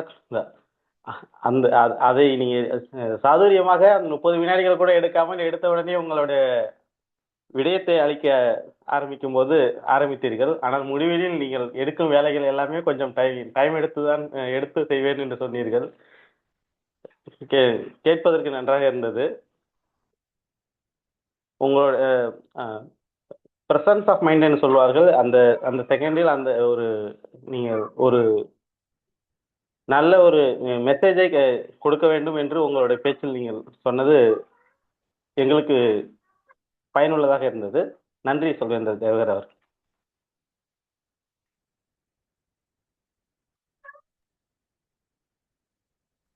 அடுத்தது யார் டாபிக் எடுத்துக்கிறாங்க?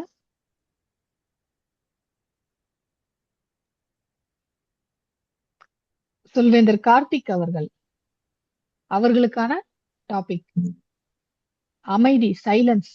இது தெளிவான செயலா இல்லை தவிர்க்கும் செயலா?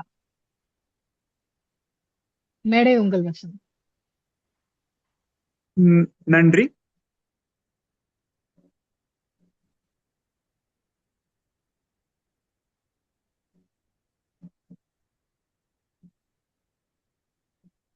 எனது கண்ணோட்டம் என்னவென்றால், அமைதி என்பது இரண்டுக்கும் பொருத்தம். அது தெளிவுள்ள செயலும் கூட, கொஞ்சம் தாமதம் ஏற்படுத்தும் செயலும் கூட. இதற்கு முன்பு பேசிய சொல்வேந்தர்கள் சொல்வதை போல் நாங்கள் எந்த ஒரு முடிவையும் தெளிவாக எடுக்க வேண்டும் என்றால் எங்களுக்கு கொஞ்சம் கால அவகாசம் தேவை. ஏதாவது ஒரு சிக்கல் ஏற்பட்டால் நமக்கு தெளிவு வர வேண்டும் என்றால் எங்களுக்கு கொஞ்சம் இடைவேளை இருக்க வேண்டும். அதற்கு ஒரு சில வினாடிகளுக்கு எங்களுக்கு அமைதி வேணும். அந்த இடத்திற்கு, அந்த தருணத்திற்கு அமைதி ஒரு நல்ல செயல். ஆனால் அந்த அமைதியை நாங்கள் நீண்டிக்காமல் நன்றாக சிந்தித்து பிறகு அதற்கு ஒரு தெளிவான முடிவு எடுக்க வேண்டும். முடிவில் அமைதி இரண்டுக்கும் தேவைப்படும் என்றுதான் என்னோட கருத்து. வாய்ப்புக்கு நன்றி. நன்றி சொல்வேந்தர் கார்த்தி அவர்களே. உங்களுடைய விடயம் மிக தெளிவாக இருந்தது. எந்த ஒரு செயலையும் செய்வதற்கு முன்பு ஒரு மௌனத்திற்கு அப்புறம் செய்யும் போது அதனுடைய பலன் நன்றாக இருக்கும் என்ற பொருள்பட நீங்க பேசினீர்கள். இந்த உடனடி பேச்சில் உங்களுடைய உங்களுடைய கருத்தை பதிவு செய்யும்போது நீங்கள் இன்னும் கொஞ்சம் உங்களுடைய ஏதோ ஒரு பர்சனல் எக்ஸ்பீரியன்ஸ்னு சொல்வார்கள், அல்லது ஏதாவது ஒரு கதையையோ இன்னும் கொஞ்சம் மெருகேற்றி சொல்லலாம் என்று நான் ஆசைப்படுகிறேன். அது நீங்கள் சொன்ன கருத்தை இன்னும் ஆழமாக மற்றவர்களுக்கு விளங்க வைக்கும் என்பது என்னுடைய எண்ணம். இதை நீங்கள் இதன் பிறகு நீங்கள் வரும் சொல்வேந்தர் மன்றங்களில் இதை உபயோகிப்பீர்கள் என்று நான் உங்களை கேட்டுக்கொள்கிறேன். நன்றி சொல்வேந்தர் கார்த்தி அவர்கள்.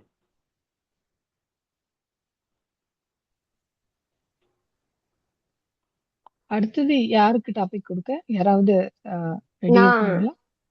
நான் முயற்சி பண்றேன். ஓகே. ஒரு நாள் முழுக்க போன் இல்லாம இருந்தா உங்க சிந்தனை தெளிவா ஆகுமா?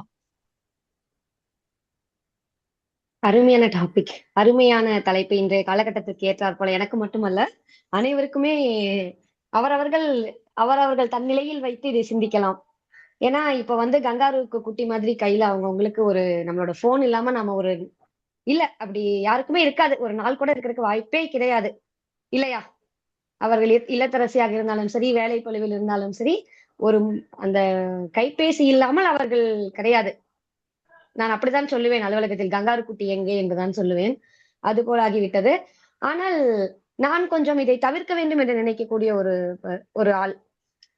முடிந்த வரையில் அது அது சிந்தனைக்குள் வரும் நேரங்களில் நான் அதை தவிர்த்திருக்கிறேன். நம்மளை அறியாமல் முழு நாள் கூட வைத்துக் கொண்டு அமர்ந்திருப்போம். எனக்கு இது எதற்காக தவிர்க்க வேண்டும் என்றால், நான் ஒரு புத்தக பிரியை.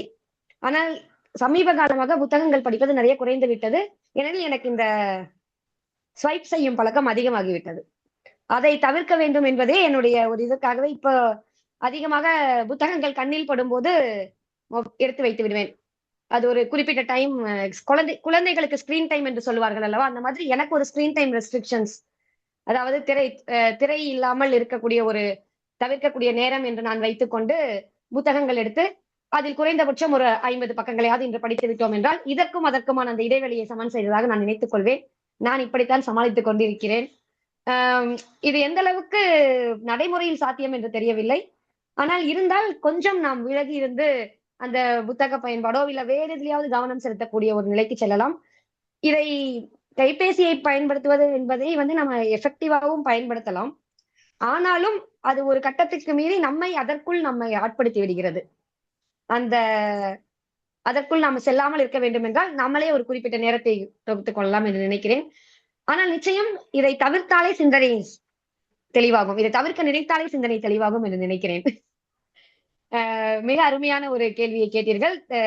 உங்களுடைய தலைப்புக்கு மிக்க நன்றி புவனா அவர்களே. நன்றி சொல்வேந்தர் நஸ்ரீன் அவர்களே, உங்களுடைய கருத்தை பகிர்ந்தமைக்கு. இன்றைய காலகட்டத்தில் செல்போன் இல்லாமல் வாழ முடியுமா முடியாதா என்று இது ஒரு பட்டிமன்றமாக வைக்கும் அளவுக்கு ஒரு கேள்வி. நம் தலைமுறை இது எந்த அளவுக்கு பாதித்தது என்று நம்ம சொல்வதை விட இப்பொழுது இருக்கும் குழந்தைகள் இடத்தில் இது எந்த அளவுக்கு ஊடுருவி இருக்கிறது என்று நம்ம எந்தெந்த வீட்டுக்கு குழந்தைகள் இருக்கிறதோ அவங்க எல்லாம் படும் அவஸ்தை எல்லாருக்கும் தெரியும்.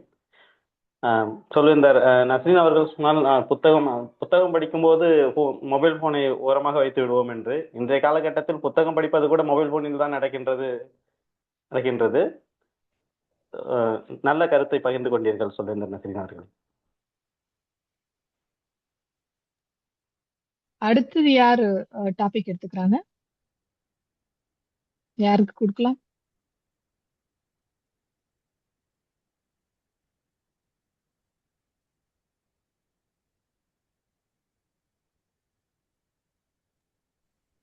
சொல்வேந்தர் வரதா அவங்களுக்கு கொடுக்கலாம் இல்லைங்களா?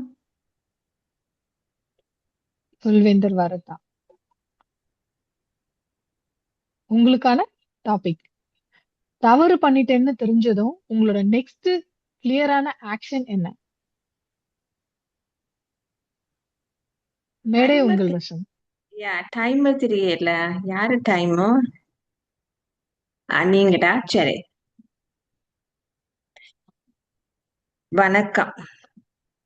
தவறு செய்யறது அது வாழ்க்கையில அது வந்து எந்த நாளும் நடக்கும்.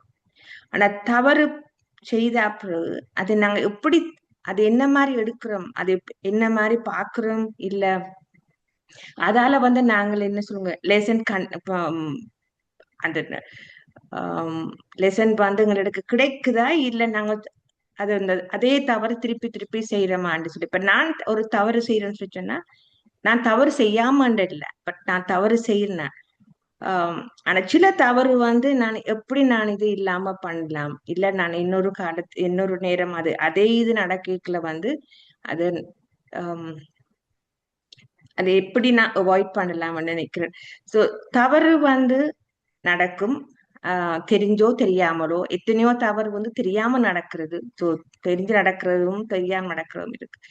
ஆனா ஒன்று மட்டும் நான் சொல்லுவேன், எல்லா தவறுக்கும் நான் சொல்றதுக்கு இல்ல, ஆனா சில தவறு வந்து நான் நினைக்கிறேன் இது நான் அது பிள்ளையிட நான் நினைச்சேன்னு சொல்லி சொன்னா எந்த மனசாட்சிக்கு மத்தவன மனசாட்சிக்கு நான் தவறுன்னு இல்லை, எந்த மனசாட்சிக்கு நான் தவறுன்னு நினைச்சேன்னு சொல்லி சொன்னா அதை நான் எப்படி அதுல இருந்து பாடம் கட்டு அந்த தவறை இன்னொரு தரம் செய்யாம இருக்கிறதுக்கு தான் நான் நினைக்கிறேன். அதுதான் எல்லாரும் செய்யணும் எதிர்பார்க்கிறேன். என்ற தவறு செய்யக்கூடாதுன்னு சொல்லி இல்ல தவறு நடக்காதுன்னு சொல்றதுக்கு இயலாது. இப்ப நான் வந்து எந்த தவறுல இருந்து நான் என்ன லெசன் எடுத்த நான் அதுல இருந்து என்ன மாதிரி என்ன எப்படி முன்னேற்றி கொள்ளலாம்னு நினைக்கிறேன். அவ்வளவுதான். Back to you master. நன்றி சொல்வேந்தர் வரதா அவர்கள். உங்களிடம் கேட்கப்பட்ட கேள்விக்கு நீங்கள் கொடுத்த விளக்கம் அருமையா இருந்தது. ஃபெயில் என்ற ஆங்கில வார்த்தைக்கு ஒரு விளக்கம் சொல்லுவார். ஃபர்ஸ்ட் அட்டெம்ப்ட் டு லேர்ன் என்று சொல்வார்கள். நாம் தவறே செய்துவிட்டாலும் அதிலிருந்து நாம் என்ன கற்றுக்கொண்டு அது அடுத்த நிலைக்கு வந்து முன்னேற வேண்டும் என்று யோசிக்கும் போது நம் வாழ்க்கையும் முன்னேறும் என்பதை நீங்கள் உங்களுடைய கருத்தின் வாயிலாக அருமையாக சொன்னீர்கள். நன்றி சொல்வேந்தர் வரதா அவர்கள்.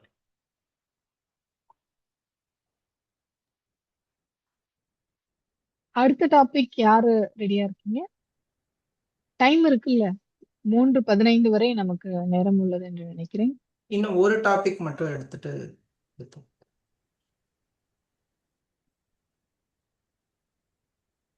யாராவது முன்வந்தா அவங்களுக்கு கொடுத்துருவேன். சரி, நான் எடுத்து சொல்வேந்தர் சரவணன் அவர்கள், உங்களுக்கான டாபிக். உங்க வாழ்க்கையில தெளிவா உங்களுக்கு பிக்கெஸ்ட் சக்சஸ் கொடுத்த ஒரு சம்பவம் என்ன, அது இருந்தா எங்க கூட பகிர்ந்து. மேடே உங்கள் வசம்.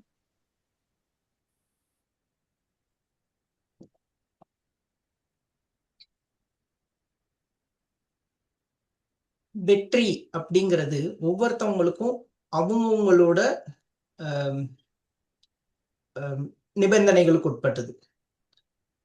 ஏன்னா வெற்றிங்கிறத நம்ம எல்லாத்துக்கும் பொதுப்படியா எடுக்க முடியாது.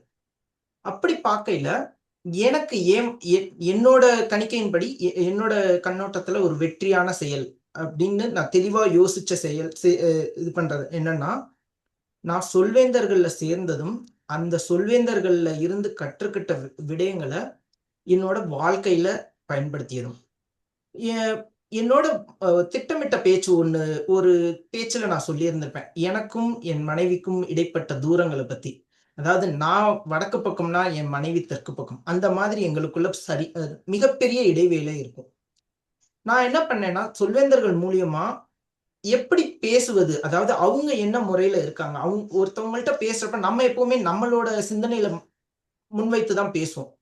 மத்தவங்க கேட்கிறவங்களோட சிந்தனையை நம்ம யோசிக்க மாட்டோம், அவங்களுக்கு எப்படி புரிய வைக்கணும் அப்படிங்கிறத நம்ம நினைக்க மாட்டோம். நான் என்ன பண்ணேன்னா, இந்த சொல்வேந்தர்கள்ல செகண்ட் லெவல்ல ஒரு ப்ராஜெக்ட் இருக்கும், அதாவது டைப்ஸ் ஆஃப் கம்யூனிகேஷன் அப்படின்னு சொல்லிட்டு. அந்த திட்டத்தின் மூலியமா நான் என்ன பண்ணேன்னா, என் மனைவிட்ட ஒரு விஷயத்த கொண்டு போனோம்னா அவங்க எப்படி அதுக்கு எதற்கு எதிர்பார்ப்பாங்க, என்ன எதிர்பார்ப்புகள் இருக்கும், என்ன எதிர்ப்புகள் இருக்கும் அப்படிங்கிறத ஒவ்வொன்றத்தையும் நான் புரிஞ்சுக்கிட்டு அதை சரியான முறையில நான் அணுக ஆரம்பிச்சேன். அதனால இன்னைக்கு வந்து எங்களுக்குள்ள அந்த வடக்கு தென் திசை இல்லாம இருவரும் ஒரு திசையில பயணித்துக்கிட்டு இருக்கோம். இதுதான் என்னோட வாழ்க்கையில நடந்த திட்டமிட்டு தெளிவான ஒரு வெற்றியா நான் பார்க்கிறேன். நன்றி.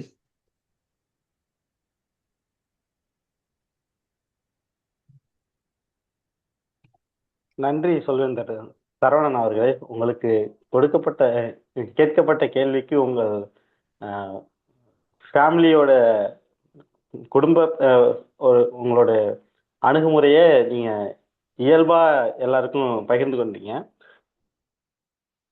உங்களோட ப்ரிப்பேர்ட் ஸ்பீச்சுக்கு நீங்க ப்ரிப்பேர் பண்ண ஒரு கண்டென்ட்டை இந்த ஒரு குறும்படம் மாதிரி சில வரிகள்ல இதுல சொன்னீங்க. எங்களால அதை புரிஞ்சுக்க முடிஞ்சிச்சு. அதுல இருந்து எப்படி நீங்க வந்து அதை ஓவர் கம் பண்ணி அந்த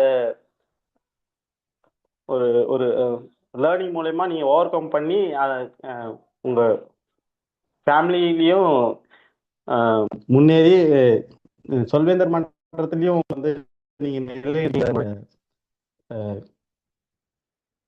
அருமையாக இருந்தது. நன்றி சொல்வேந்தர் சரவணன் அவர்களே. இன்னைக்கு இந்த வந்து உடனடி பேச்சுல வந்து பாத்தீங்கன்னா எல்லாருமே நல்லா பேசியிருந்தீங்க. ஷார்ட்டா இருந்தாலும் ரொம்ப வந்து கிளியரா இருந்துச்சு. சிந்தனை தெளிவானதுனால்தான் செயல் வந்து சிறக்கும்ன்றத வந்து நீங்க பேசும்போது நல்லா புரியுது. ஏன்னா கண்ணாடி சுத்தமா இருந்தாதான் நம்ம பாக்குற உலகம் வந்து நமக்கு கரெக்டா தெரியும். அந்த மாதிரிதான் நம்ம மைண்ட்ல வந்து கிளியர், அதாவது நம்மளோட சிந்தனைக்கு ரொம்ப கிளியரா இருந்தாதான் நம்ம பாக்குற விஷன், நம்ம செயல்படுற செயலும் வந்து சிறப்பா இருக்கும் அப்படின்னு சொல்லலாம். இன்னைய தலைப்பு அது கருப்பொருளுக்கு ஏத்த மாதிரி. நன்றி. மேடை பொது மதிப்பீட்டாளர் வசம். நன்றி சொல்வேந்தர் புவனேஸ்வரி அவர்களே. இன்றைய உடனடி பேச்சு மிக மிக அருமையாக இருந்தது. உடனடி பேச்சுக்கு உடனடியாக மதிப்பீடு செய்த சொல்வேந்தர் அன்பரசன் ஐயா அவர்களும் ரொம்ப அருமையா மதிப்பீடு செஞ்சீங்க. இன்றைய நாளின் சொல்லை நாம் அனைவரும் சரியாக பயன்படுத்தி கொண்டு வருகின்றோம். சிறப்பாக இருக்கின்றது இக்கூட்டம். அடுத்ததாக 3ஆம் நிலை தேன் தமிழ் நேரம்.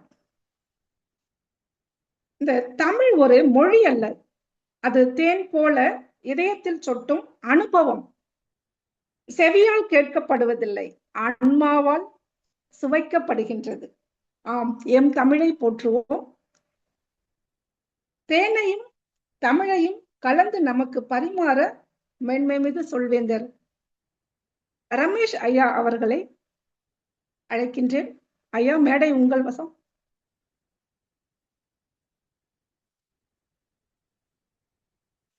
மேன்மைமிகு சொல்வேந்தர் ரமேஷ் ஐயா இருக்காங்களா? தேன் தமிழ் அவர்களின் நேரம் இது. அவர் எந்த நேரத்தில் எங்க இருக்கிறார் தெரியவில்லை. மீண்டும் இது உங்களுடைய நேரம். தேனையும் தமிழையும் கலந்து பரிமாற யாருக்காவது விருப்பம் இருந்தா நீங்க பரிமாறலாம். ஏன்னாக்கா சொல்ல முடியாத ஒரு அனுபவத்தையும் ஒரு சுவையையும் இந்த தமிழ் நமக்கு தரும். அது நம்ம அனைவருக்குமே அது தெரியும்.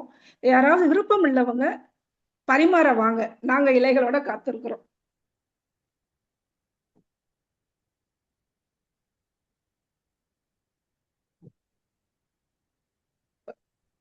பரிமாறத்துக்கு வாங்க, ஏன்னா கொடுப்பன இது வந்து உங்களுக்கு கொடுக்கப்பட்ட ஒரு வாய்ப்பு. நீங்க சமைக்கணும் இல்லைங்க, நீங்க சமைக்கணும்ல, நீங்க மாட்டும் சமைச்சிருந்தா பரவாயில்ல. நாங்க வந்து சமைச்சது சாப்பிட்டோம். இப்போ மத்தியானம் சாப்பிட்டு இப்போ ரெடியா இருக்கோம். இப்ப போய் நீங்க வந்து சமைக்காம பரிமாற நான் எங்க பரிமாறது? ஸ்டவ் கொளுத்தணும், சமைக்கணும், அடுப்பு வைக்கணும். நன்றி நன்றி. நான் எடுத்துக்கலாமா தேன் தமிழ் நேரத்தை? அவங்க வீட்டுல ஏதோ கொஞ்சம் இருக்குன்னு நினைக்கிறேன், பண்ணுங்க. உங்களுக்கு எல்லாருக்கும் தெரிஞ்சிருக்கும் எவ்வளவு பெரிய பேச்சாளரா இருந்தாலும் அவங்களுக்கு முதல் படிப்பினை அப்படின்றது எங்கேருந்து வந்திருக்கு அப்படின்றது. எங்கேருந்து வந்திருக்கும் அப்படின்னு யாராவது சிந்திக்கிறீங்களா? அவங்க பேச்சாளர் இருந்தாலும் சரி, தலைமைத்துவமா இருந்தாலும் சரி, உங்களோட படிப்பினையிலேருந்து வந்திருக்கும். அந்த படிப்பு எங்கேருந்து வந்திருக்கும்? நூல்கள்ல இருந்து வந்திருக்கும் இல்லையா? வீட்டுக்கு ஒரு நூலகம் அமைப்போம் அப்படின்னு சொன்னவர் யார்? இப்போதைக்கு உங்க ரேவதி தான் எல்லாருக்கும் சொல்லிருக்கீங்க. தெரிஞ்சிருக்கும் பாவேந்தர் நினைச்சேன். பாவேந்தர் இல்ல, அதுக்கு முன்னாடி பாரதிதாசன் சொல்லல, பாரதியார். அண்ணா சொல்லியிருந்தாரு. ஒரு வானிலை உரையில ரொம்ப அழகா சொல்லியிருப்பாரு, வீட்டுக்கு ஒரு புத்தகச்சாலை வளர்க்கணும் அப்படின்னு. எப்படி நம்மளோட உணவும், எப்படி நம்மளோட உடையும் எவ்வளவு அத்தியாவசியமோ அதே அளவுக்கு நூலகமும் முக்கியம் அப்படின்னு சொல்லியிருப்பாரு. இந்த நூலகத்தை பத்தி பேசும்பொழுது ஒரு முக்கியமான விடயம், இந்த நூலகத்தை வச்சுதான் நம்மளோட தமிழோட தொன்மைய நம்மளால கண்டுபிடிக்க முடியும். தமிழோட வருஷங்கள் எவ்வளவு இருக்கும்னு நினைக்கிறீங்க? எவ்வளவு ஆண்டுக்கு முன்னாடி அது வந்திருக்க மொழி? 100, 1000, இல்ல 2000? இப்போதைக்கு அறிவியல் பூர்வமா ஏற்றுக்கொள்ளப்பட்டது 5000 ஆண்டுகள்.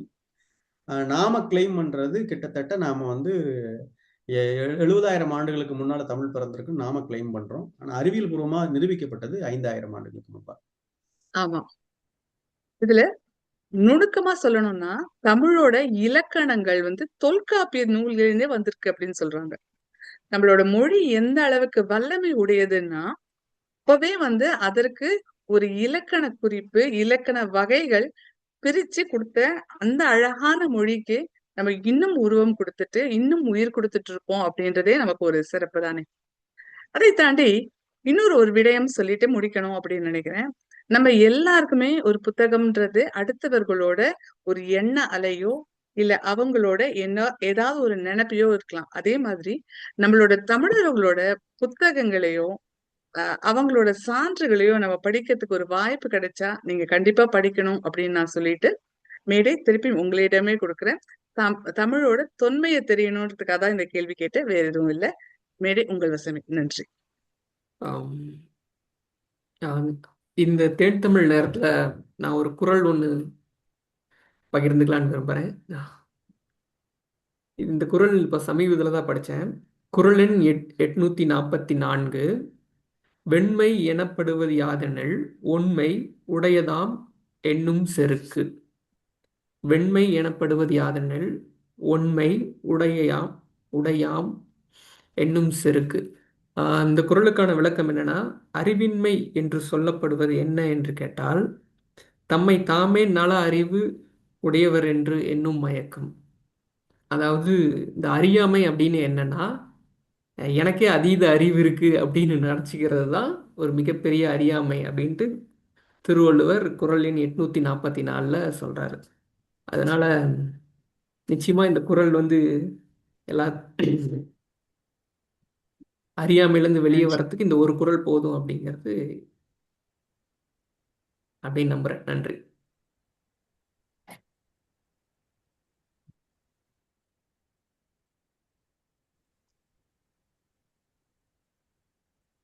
இன்றைய தேன்தமிழ் நிறைவடைந்திருது. வேற தொடர்ந்து அடுத்த இதுக்கு போலாம். நன்றி நன்றி. தென்தமிழ் நேரத்தில் ரொம்ப அருமையா பகிர்ந்து கொண்ட சொல்வேந்தர் தங்கவேல் அவர்களுக்கும் சொல்வேந்தர் ரேவதி அவர்களுக்கும் இன்னொரு முறை நான் நன்றியை தெரிவித்துக் கொள்கின்றேன். அடுத்ததாக 4வது நிலைக்கு நாம் செல்கின்றோம். மதிப்பீடு வழங்கும் நேரம். இன்றைய பொது மதிப்பீடு வழங்குவதற்காக மேன்மைமிகு சொல்வேந்தர் சரவணன் ஐயா அவர்களை மேடைக்கு அழைக்கின்றேன். ஐயா, மேடை உங்கள் வசம். பொது மதிப்பீட்டாளர் கூப்பிட்டு அதுக்கப்புறம் சொல்வேந்தர் பாண்டியன் ஐயா அவர்களை அழைக்கின்றேன். ஐயா, மேடை உங்கள் வசம். நன்றி. 2 மன்றங்களும் இணைந்ததால் சின்ன சலசலப்பு, வேறொன்றுமல்ல. பரவாயில்லை, மிக நன்றாக அருமையாக போய்கொண்டிருக்கிறது, அற்புதமாக போய்கொண்டிருக்கிறது. இன்றைக்கு ஆயத்த உரை மதிப்பீடு செய்வதுதான் வழக்கம். அதன் பின்புதான் நாம் வந்து பொது மதிப்பீடு செய்வோம் என்று நான் நினைக்கிறேன். இப்பொழுது முதல் பேச்சாளருடைய மதிப்பீட்டாளராக நானாகவே இருப்பதால் நானே அதை தொடர்கிறேன். முதல் பேச்சாளர் மதிப்பிற்குரிய தங்கவேல் அவர்களுக்கு நாம் முதலில் எல்லோரும் கரவொலி எழுப்பி அவர்களுக்கு வாழ்த்துக்கள் தெரிவிப்போம். ஒரு பேச்சாளனுக்கு அழகு என்பதே அவன் தைரியமாக தன்னை நிலைநிறுத்திக் கொள்வதுதான். அவர்களுக்கு எப்படி தன்னை நிலைநிறுத்திக் கொள்கிறோம் என்பது ரொம்ப முக்கியம். அதில் அவர் தேர்ந்து விட்டார். நான் ஒரு பேச்சாளர், ஆம், நான் எடுத்துக்கொண்ட கருத்தை தெளிவாக முன்வைத்திருக்கிறேன் என்பதை அவைக்கு மிக தெளிவாக எடுத்துக்கொண்டார். தலைப்பும் அற்புதமான தலைப்பு. மூங்கில். ஒரே ஒரு மூங்கிலை வைத்துக்கொண்டு ஒரு சொல்வேந்தர் என்ன செய்துவிட முடியும் என்பதை மிக அற்புதமாக நமக்கு காட்டியிருக்கிறார். எடுத்துக்கொண்ட கருத்து மிக தெளிவான சிந்தனை, அவருடைய சிந்தனை மிக தெளிவாக இருந்திருக்கிறது. நான் இதைத்தான் பேச போகிறேன், இந்த இந்த இடத்தை நான் தொடரப்போகிறேன் என்பதை மிக தெளிவாக அவர் மனதிற்குள் அவர் பதிய வைத்திருக்கிறார். மிக அற்புதமாக அதை வெளிப்படுத்தியிருக்கிறீர்கள்.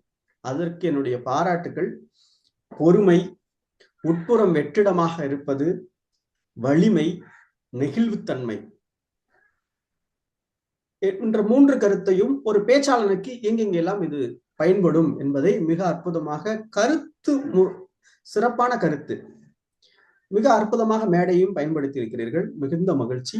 இருந்தாலும் நீங்கள் அடுத்த நிலைக்கு செல்வதற்கு எனக்கு தெரிந்த அனுபவத்தை உங்களோடு பகிர்ந்து கொள்ள விரும்புகிறேன்.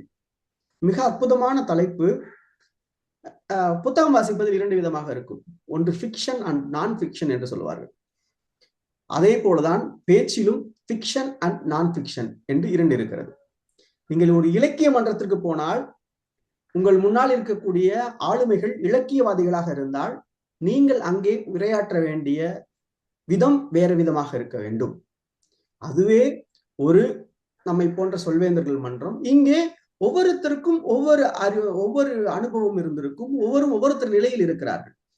அப்பொழுது என்றால் நீங்கள் பார்க்க வேண்டியது, ஒரு தலைப்பை எடுத்துக்கொண்டால் நீங்கள் எந்த மேடையில் இருக்கிறீர்கள், உங்கள் முன்னால் நிற்பவர்கள் யார், உங்களுடைய வார்த்தைக்கு செவிமடுக்கக்கூடிய ஆளுமைகள் யார் என்பதை நீங்கள் மனதில் வைத்துக்கொண்டு அவர்களுக்கு தகுந்ததை போல மூங்கிலை வைத்துக்கொண்டு நீங்கள் இப்பொழுது ஒரு பெரிய நாடகமே நடத்தி இருக்கலாம். ஒரு 5 நிமிடத்தில் மிக அற்புதமான கருத்து உங்களிடம் இருக்கிறது. அதை கொண்டு போகக்கூடிய பக்குவம் இன்னும் கொஞ்சம் சற்று வளர்த்துக் கொள்ளுங்கள். மிக எளிமையாக உரையாடுங்கள். ரொம்ப கஷ்டப்பட்டு பேசணும்னு நினைக்காதீங்க. நீங்க ரொம்ப என்னது உரையினா அப்படி இருக்கணும், தமிழ்ல பேச போறோம் அப்படின்ற ஒரு பயமோ ஒரு மாதிரி வித்தியாசமான சிந்தனையோ இருக்க வேண்டாம் அப்படிங்கிறத உங்க மனதில் வச்சுக்கொண்டு மிக எளிமையா பேசுங்க. உங்க வாழ்க்கையிலிருந்து கதைகள் எடுத்துட்டு வாங்க உங்க தலைப்புக்கு. அப்படி எடுத்துட்டு வந்தீங்கன்னா மிக அருமையாக இருக்கும். இனிமேல் நல்லா பேசுவீங்கன்னு நான் நம்புறேன். மிக்க மகிழ்ச்சி. எனக்கு வாய்ப்பளித்த உலக தமிழ் சொல்வேந்திர மன்றத்திற்கும் நமது தேன் தமிழ் மன்றத்திற்கும் நன்றி. வணக்கம். இப்பொழுது மேடை நெறியாளர் லதா அவர்களிடம் ஒப்படைக்கிறோம். 2வது பேச்சாளருடைய எவாலுவேஷன் முடிச்சுட்டு அடுத்து நம்ம அடுத்த செக்மெண்ட்டுக்கு போகலாம். இப்பொழுது மேடை நெறியாளர் லதா அவர்களிடம். 2வது பேச்சாளருடைய நெறியாளர் கூப்பிட்டுறலாம். லதா, உங்களோட ஒளி வாங்கிய நீங்க அணைப்புல வச்சிருக்கீங்க. நன்றி பொது மதிப்பீட்டாளர் அவர்களே. ஆயத்த உரையை மதிப்பீடு செய்வதற்காக முதல் மதிப்பீட்டாளர் பாண்டியன் ஐயா அவர்களை அழைக்கின்றேன். முடிச்சிட்டீங்க. 2வது ஆயத்த உரை சொல்வேந்தர் ஜவஹர் ஐயா அவர்களின் உரையை மதிப்பீடு செய்வதற்காக மேன்மைமிகு சொல்வேந்தர் சரவணன் ஐயா அவர்களை மேடைக்கு அழைக்கின்றேன். ஐயா, மேடை உங்கள் வசம். நன்றி சொல்வேந்தர் லதா அவர்களே. என்னது மதிப்பீடா? நானா? அதுக்குள்ளேயுமா? சரி, பண்ணுவோம். கடவுள் நம்ம பக்கம் இருப்பார். இப்படிதான் நம்ம சொல்வேந்தர் ஜவஹர் மகிழுந்து ஓட்ட ஆரம்பிச்சார். அது மாதிரி நானும் மதிப்பீடு செய்ய ஆரம்பிக்கிறேன். அவரோட பேச்சின் மதிப்பீடு செய்யணும்னா எனக்கு அவர் பேச்சுல ரொம்ப பிடிச்சிருந்தது வந்து நிறுத்தம். அவர் ஒவ்வொரு விஷயம் பேசி முடிச்சதுக்கு அப்புறமும் எவ்வளவு அருமையா நிறுத்தங்கள் இருந்தது. அதாவது உதாரணமா சொல்லணும்னா, வண்டி சக்கரம் கலண்டு ஓடிருச்சு அப்படின்னு சொல்லிட்டு குறைந்தது ஒரு 10-20 வினாடிகள் நிறுத்தம் இருந்திருக்கும். எல்லாரும் சிரிக்கிறதுக்கு கொஞ்சம் நேரம் விட்டுட்டு அதுக்கப்புறமா அவர் பேச ஆரம்பிச்சாரு. அதே மாதிரி குரல் வளம் சொல்லலாம். அந்த ஏற்ற இறக்கம் அப்படின்னு சொல்லுவோம்ல, வண்டி இருக்கு, உரிமம் இருக்கு, ஓட்டத்தான் தெரியாது. அந்த மேல ஏத்தி இறக்கி இருந்தார். அது நல்லா இருந்தது. ரொம்ப மிக அருமையா பண்ணியிருந்தாங்க. வேற இடங்கள்ல அவரோட கைகளின் பயன்பாடு, பாடி லாங்குவேஜ் அப்படின்னு சொல்றது வந்து கைகளின் பயன்பாடு. அந்த பார்க்கிங் இது சொல்லுவோம்ல, எம்எல்சிபி அதை டிஸ்கிரைப் பண்றப்ப இப்படி இப்படி இப்படி இப்படி போனாரு, எங்கேயோ போனாரு, பாம்பு மாதிரி போகுது அப்படின்னாரு. அதாவது உடல் மொழியும் மிக அருமையாக பயன்படுத்தி இருந்தார். அவர் பேசின விதத்துல ரொம்ப உண்மையிலே சொல்லணும்னா ரொம்ப நகைச்சுவையா, ரொம்ப யதார்த்தமா போயிருந்துச்சு. அவரோட பேச்சுல நான் மயங்கி நேர கணக்கீடு, அதாவது நேர அறிக்கையே காண்பிக்க மறந்துட்டேன். அந்த அளவுக்கு மூழ்கிட்டேன். அதுல என்னோட தவறுதலும் கூட இருக்கு, மன்னிக்கணும். ஆனா ரொம்ப அருமையா இருந்தது. என்ன சொல்ல வர்றாரு அப்படின்னு ரொம்ப யோசிச்சுக்கிட்டு இருந்தோம். இவரோட பேச்சு மேம்பட ஒரு விஷயம் சொல்லணும்னா, துவக்கம் வந்து நல்ல ஒரு பட்டிமன்ற பேச்சு மாதிரி அனைவருக்கும் வணக்கம் அப்படின்னு சொல்லியிருந்தாரு. கொஞ்சம் ஒரு என்ன சொல்லியிருக்கலாம்னா, ஒரு ஹூக் அப்படின்னு சொல்லுவாங்கல்ல, அது மாதிரி ஏதாவது துவங்கி இருக்கலாம் அப்படின்றது தோணுச்சு. முடிவுரையும் கொஞ்சம் வேகமா முடிச்ச மாதிரி இருந்துச்சு. அதற்கான காரணம் நேர அறிக்கையா கூட இருந்திருக்கலாம், நேர சமிக்கையா கூட இருந்திருக்கலாம். ஆனா அது கொஞ்சம் விரைவா முடிச்ச மாதிரி இருந்தது. மொத்தத்துல இவர் பேச்சை வந்து சொல்லணும்னா மிக தன்னம்பிக்கையோட, ஆடியன்ஸ் கனெக்ட் அப்படின்னு சொல்றது அவருக்கு தேவையானது. இந்த டாபிக்கோட இதே வந்து ஆடியன்ஸ் கனெக்ட் வித் ஆடியன்ஸ் அப்படிங்கறதுதான். ஸோ அவர் எல்லாத்துக்கும் பொதுப்படையான ஒரு பேச்சை எடுத்து தன்னம்பிக்கையா பிரசன்ட் பண்ணியிருந்தாரு. நகைச்சுவையா, குரல் வளம் மிக்க ஒரு பேச்சில் பிரசன்ட் பண்ணியிருந்தாரு. கொஞ்சம் முடிவுரையும் தொடக்க உரையும் கொஞ்சம் மாற்றி அமைத்தால் இன்னும் வேறு நிலைக்கு செல்லலாம். இந்த பேச்சு வேறு நிலைக்கு செல்லும் என்பதில் ஐயமில்லை. வாய்ப்புக்கு நன்றி கூறி சொல்வேந்தர் இடம் மீண்டும் மேடையை ஒப்படைக்கிறேன். நன்றி நன்றி மேன்மைமிகு சொல்வேந்தர் சரவணன் ஐயா அவர்களே. அடுத்ததாக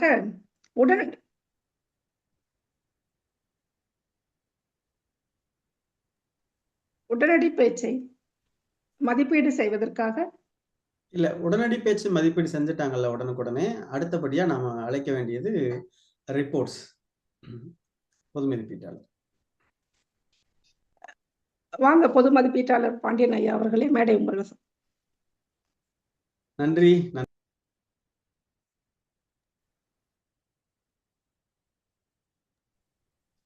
நன்றி பொது மதிப்பீட்டாளர், நன்றி நெறியாளர் மதிப்பிற்குரிய லதா அவர்களே. பொது மதிப்பீடு இதில் நம்மளுடைய உரைத்தன்மை நோக்குப்படையினுடைய படைகள் இப்பொழுது பேச வேண்டும். முதலாவதாக நாம் அழைப்பது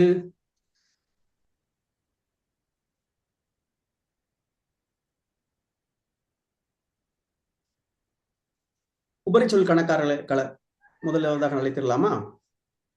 தயாரா இருக்கீங்களா? வாங்க. இன்னைக்கு நம்மளுடைய பேச்சில் யாரெல்லாம் உபரி சொற்களை பயன்படுத்தினோம், அது உரிச்சொல் அல்ல, உபரிச்சொல். உரிச்சொல் என்பதற்கு வேறு அர்த்தம் இருக்கிறது. நாங்களும் ஆரம்பத்தில் அப்படித்தான் பயன்படுத்தினோம். எங்களை ஒருவர் திருத்தினார். உரிச்சொல்லுக்கும் உபரிச்சொல்லுக்கும் நிறைய வேறுபாடுகள் இருக்கிறது என்று சொன்னதால் அன்றையிலிருந்து நாங்கள் உரிச்சொல்லை உபரிச்சொல்லாக மாற்றிக்கொண்டோம். நீங்களும் மாற்றிக்கொள்வீர்கள் என்று நம்புகிறோம். உபரிச்சொல் கலக்காளர் மதிப்பிற்குரிய சொல்வேந்தர் சரண்யா தானே? ஆமாம், வாங்க. அனைவருக்கும் வணக்கம். நன்றி பொது மதிப்பீட்டாளர் அவர்களே. இன்று நமது கூடுகையில் உபரிச்சொல் கணக்கீட்டை அறிவிக்க உள்ளேன். முதலாக ஆயத்த உரையை அறிவித்த தங்கவேல் அவர்கள் அல்லது உரையில் 5 முறை என்ற உபரிச்சொல்லை பயன்படுத்தியுள்ளார். ஜவஹர் பத்மநாபன் சிறப்பு குறிப்பிடுதல் அவரது உரையில் எந்த ஒரு உபரி சொல்லையும் பயன்படுத்தவில்லை. திட்டமிடா பேச்சில் ரேவதி அவர்கள் 2 முறை ஆ என்ற உபரி சொல்லை பயன்படுத்தியுள்ளார். சொல்வேந்தர் கார்த்திக் சோ மற்றும் ஆ என்ற உபரி சொல்லை 3 முறை பயன்படுத்தியுள்ளார். சொல்வேந்தர் நஸ்ருதீன் அதாவது என்ற சொல்லை 2 முறை பயன்படுத்தியுள்ளார். சொல்வேந்தர் வரதா எந்த ஒரு உபரி சொல்லையும் பயன்படுத்தவில்லை. சொல்வேந்தர் சரவணன் திட்டமிடா பேச்சில் 3 முறை ஆ என்ற உபரி சொல்லை பயன்படுத்தியுள்ளார். சொல்வேந்தர் பாண்டியன் அவர்கள் 5 முறை ஆ என்ற சொல்லை உபரி சொல்லை இந்த கூடுகை முழுவதும் பயன்படுத்தியுள்ளார். திட்டமிடா பேச்சின் மதிப்பீட்டாளர் அன்பரசர் அவர்கள் 7 முறை ஆ என்ற உபரி சொல்லை பயன்படுத்தியுள்ளார். ஆயத்த உரையை மதிப்பீட்டு செய்த சரவணன் 4 முறை ஆ என்ற சொல்லை மதிப்பீட்டுள்ளார். இந்த கூடுகையில் இருந்து எடுத்துக்கொள்ளும் கருத்து, பெரும்பாலானோர் உபரி சொல்லை அறிந்தே சொல்வதில்லை. சிந்தனையை செயலாக்கும் பொழுது அவை அறியாமலே வருகின்றன. இதை தவிர்ப்பதற்கு விழிப்புணர்வுடன் பேசினால் இந்த உபரி சொல்லை தவிர்க்கலாம் என்று கருதுகிறேன். இத்துடன் எனது உபரி சொல்லை அறிக்கையை முடித்துக் கொண்டு மீண்டும் மேடை பொது மதிப்பீட்டாளரிடம் கொடுக்கிறேன். மீண்டும் over to you. நன்றி சரண்யா, மிகுந்த மகிழ்ச்சி. மிகச்சரியாக அவர் கணக்கீடு செய்திருக்கிறார். இயல்பாக நாம் பேசுகிற ஒவ்வொரு வார்த்தைகளையும் கவனித்து பேச வேண்டும் என்றுதான் நினைப்போம். ஆனால் நாம் நினைப்பதெல்லாம் வாழ்க்கையில் நடப்பதே இல்லை அல்லவா? முயற்சி தானே வாழ்க்கை. நன்றி. அடுத்தபடியாக நாம் எந்த நேரத்துக்குள் நம்முடைய உரையை ஆற்றி இருக்கிறோம் என்பதை நேரம்தான் காலம் பொன் போன்றது என்பார்கள். அந்த பொன் போன்ற காலத்தை நமக்கு வரையறுத்து இதுவரை கண்காணித்து நமக்கு மிக என்ன சொல்வது சஸ்பென்ஸ் என்பார்களே, அது போல ஒவ்வொருவருமே பேசுகிற ஒவ்வொருவரும் நம்ம எவ்வளவு நேரத்துக்குள் முடித்திருப்போம் என்ற ஒரு ஆர்வம் இருந்து கொண்டே இருக்கும். அந்த ஆர்வத்திற்கு தீனி போட மதிப்புக்குரிய தேன் தமிழ் மன்றத்தினுடைய அமைப்பாளர் மதிப்புக்குரிய சரவணன் ஐயா அவர்களை அழைக்கிறோம். மேடை உங்கள் வசம் சொல்வேந்தர் சரவணன் அவர்களே. நன்றி சொல்வேந்தர் பாண்டியன் அவர்களே. நேர அறிக்கையை ஒரு அறிக்கை மூலம் சமர்ப்பிக்கிறேன். உங்களுக்கு எனது திரை தெரிகிறதா? ஓகே. இன்று திட்டமிட்ட பேச்சாளர் ஜவஹர் சிறிது காலதாமதம் ஒரு 30 வினாடிகள் அதிகமாக எடுத்துக்கொண்டார். காரணம் நானும் தான். அவரது பேச்சில் மயங்கி நான் சமிகை அட்டை காண்பிக்க மறந்துவிட்டேன். மற்ற அனைவருமே கொடுக்கப்பட்ட நேரத்திற்குள்ளேயே எடுத்துக்கொண்டார்கள். யாரும் நேரத்தின்படி அனைவரும் அவர்களது கொடுக்கப்பட்ட நேரத்தின் உள்ளேயே எடுத்துக்கொண்டார்கள். நன்றி. அற்புதங்க. நான் இப்படி ஒரு நேர கணக்காளர் இன்றைக்குதான் பார்த்திருக்கிறேன். அடிச்சாம் பாடுற அப்பாயின்மெண்ட் ஆர்டர் அப்படிங்கிற மாதிரி அடிச்சாரு பாருங்க ஒரு எக்ஸல் சீட்டு. அற்புதங்க. எப்படிங்க இதெல்லாம் தொழில்நுட்பம் நமக்கு கொடுத்திருக்கிறவங்க பெரிய வரப்பிரசாதம். அதை பயன்படுத்துகிற ஆற்றல் உண்மையிலே வியக்க வைக்கிறது. சரவணன் ஐயா, மிக மகிழ்ச்சி. இது எங்களுக்கும் சொல்லிக் கொடுத்தால் நாங்களும் அடுத்த முறையில் இருந்து டைமர் ரோல் இவ்வளவு ஈஸியானதான். நாங்க ஒரு நோட் புக்கை எடுத்து ஒரு பேனாவை எடுத்து அவங்க பேரை எழுதி இந்த பக்கம் கவனிக்கிறதுக்குள்ள அங்க மறந்துடும். வாட்ச ஆன் பண்ணி இந்த பக்கம் வாட்ச ஸ்டாப் பண்ணி, அப்பா என்ன கஷ்டப்பட்டிருக்கோம். மனுஷன் பாருங்க உட்கார்ந்த இடத்துலயே வேலையை முடிச்சுட்டாரு. சிறப்புங்க. ரொம்ப அருமையா இருந்தது. ரொம்ப அருமை. வியந்து விட்டேன், நிஜமாகவே வியந்து விட்டேன். மிகுந்த மகிழ்ச்சி. இதை நான் எங்களுடைய மன்றங்களுக்கும் எங்களுக்கும் சொல்லிக் கொடுத்தால் மகிழ்ச்சியாக இருக்கும். தனியாக பேசுகிறோம், சொல்லித்தர வேண்டும். நன்றி. அடுத்தபடியாக இன்றைய கூடுகையினுடைய இலக்கணவாணர், எப்பொழுதும் நான் இந்த இலக்கணவாணர்களை நக்கீரன் என்று அழைப்பது வழக்கம். நீ என்னதான் நெற்றிக்கண் என்ன சிரிக்க வைத்தாலும் நீங்கள் செய்வது குற்றமே. நக்கீரன் சிவபெருமானுக்கே நக்கீரன் குற்றம் சொன்னதை போல இவர் சொல்ல மாட்டார். நாம் அடுத்த நிலைக்கு மிகச் சரியாக நியாயமான இலக்கணத்தை நமக்கு வரையறுப்பார். இலக்கணப்படி பேச என்று யாராவது உட்கார்ந்து விட்டால் அவ்வளவுதான், தமிழே வார்த்தை வாயில் வராது. நன்றி. இப்பொழுது மதிப்பிற்குரிய நஸ்ரீன் அவர்களை மேடைக்கு அழைக்கிறோம். உங்களுடைய இலக்கணவாணருக்கான அறிவிப்பை அறிவியுங்கள்.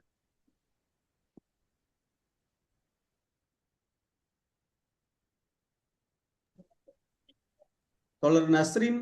அனைவருக்கும் வந்துவிட்டேன். அனைவருக்கும் வணக்கம்.